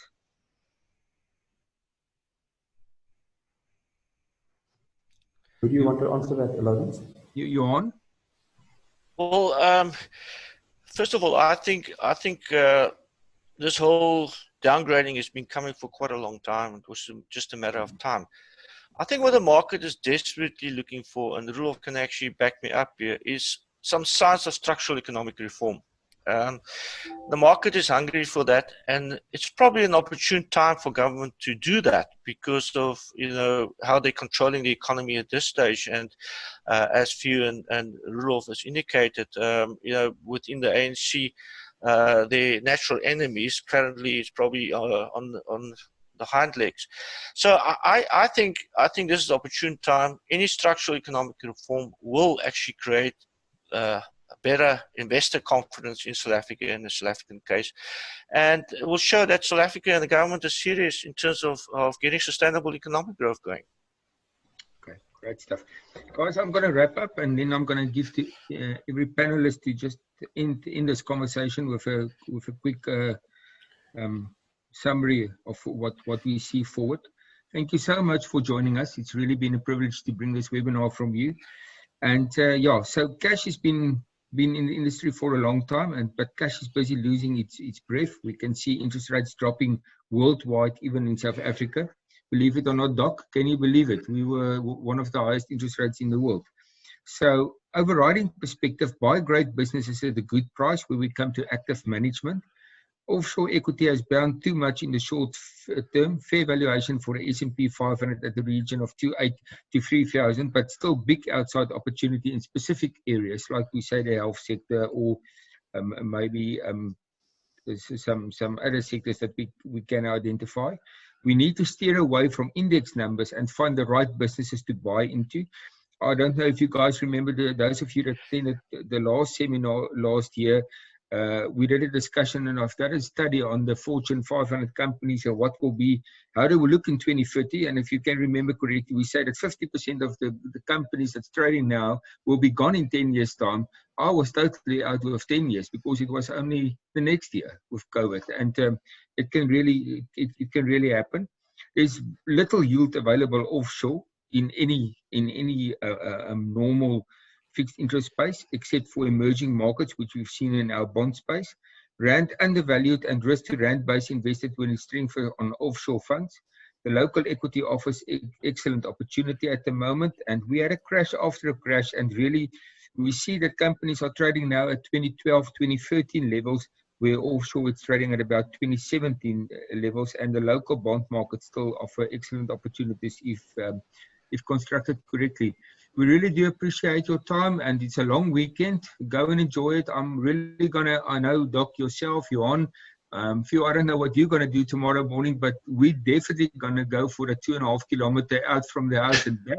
As long as we are back at 9 o'clock, apparently, so we will really set the pace. If we only start at 8:30, then at least we can do some time trials. Ladies and gentlemen, it's been a privilege. I'm going to start from the top, or from my screen, from the top left, and Francois, and then Few, Johan, and then Doc, if you will basically do the last word for us. Thank you so much, Francois. Yeah, I think thanks, Lawrence. Thanks for all the work that's been done behind the scenes on this webinar. Thanks for you guys for listening. I think from our side, it's been a volatile time, but I think it's good to see that our processes are working. It's good to see that we've been working harder than ever to look after your money. We see opportunities, and we will definitely take that opportunities as they come. And lastly, just thanks again for all the support. Thank you, Francois. Phil? You know what I'm going to do tomorrow morning from 6 o'clock until 9 o'clock. I'm very fortunate in Potchefstroom. We've got a game farm 2 kilometers away, so I may even go hunting for 3 hours. But I'll get around the legality of it in some way or another. what I would like to say is, remember what I said in one of the questions. This has been a global reset. It's not only South Africa. And what I experience is a lot of South Africans are thinking about South Africa as if we're one entity having these problems. Remember, in the BRICS family, we are now three of us in junk status: Russia, India, and South Africa. We're in good family. And the other thing that I would like to say is that people respond emotionally, like Johan said, also in terms of politics. I think the Ramaphosa presidency will survive this period stronger. And I think this is an opportunity for South Africa politically to get out of this without the doom and gloom. I'm still very optimistic about where we're going. It will take us some time to get out of it. My guess is 18 months to 2 years, but I am where I'm now sitting, predicting that we will see a second term for Mr. Ramaphosa.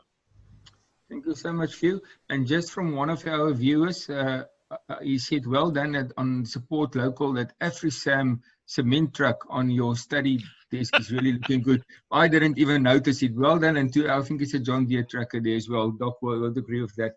Johan, from your side? Yeah, I sometimes, try and avoid getting despair, because we must realize there's 7.8 billion people in the world. And all these people must live, they must eat, they must have houses, they must have medicine. The life goes on, okay? And the economy will recover in that context. There are more people born every day that require the same services. So I'm very positive about the future. And the history is on our side. Markets tend to recover after crashes like this. What I'm saying is that within stick to your plan. I think your plan will work for you over time. And within the plan, from an Optimum perspective, there are exciting new opportunities will come out after this virus incident in the world of investing, and new technology and new opportunities that we will definitely utilize in our plans and our strategies.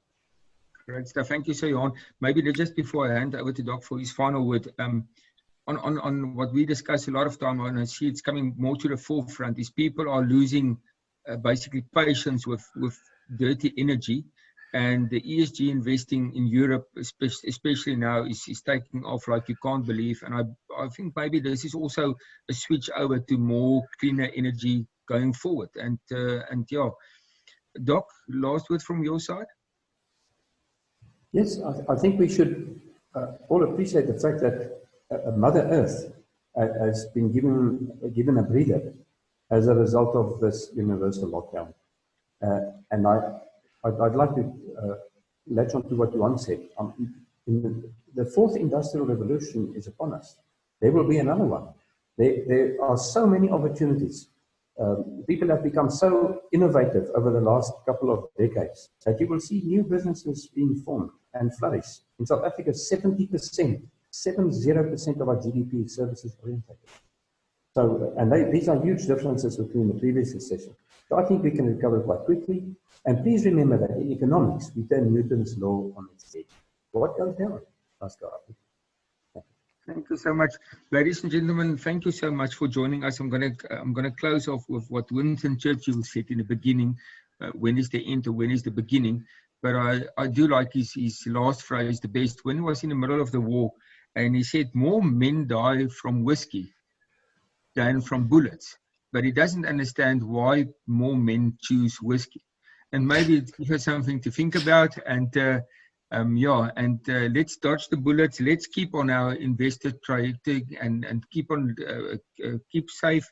Stay home if you can. If you're on a high risk category, please stay home. The rest of us will come and start back in the economy, get to work. And I really do believe that South Africans is a very, very vibrant nation. And we will really, when we can get back into the swing of things, we will work harder than ever. And I've already cancelled Francois' leave for December, and the rest we will see how it goes. Thank you so much. Thanks for joining us. This recording will be available, and we will be sharing it to you in the near future. Enjoy your long weekend, and see you back soon.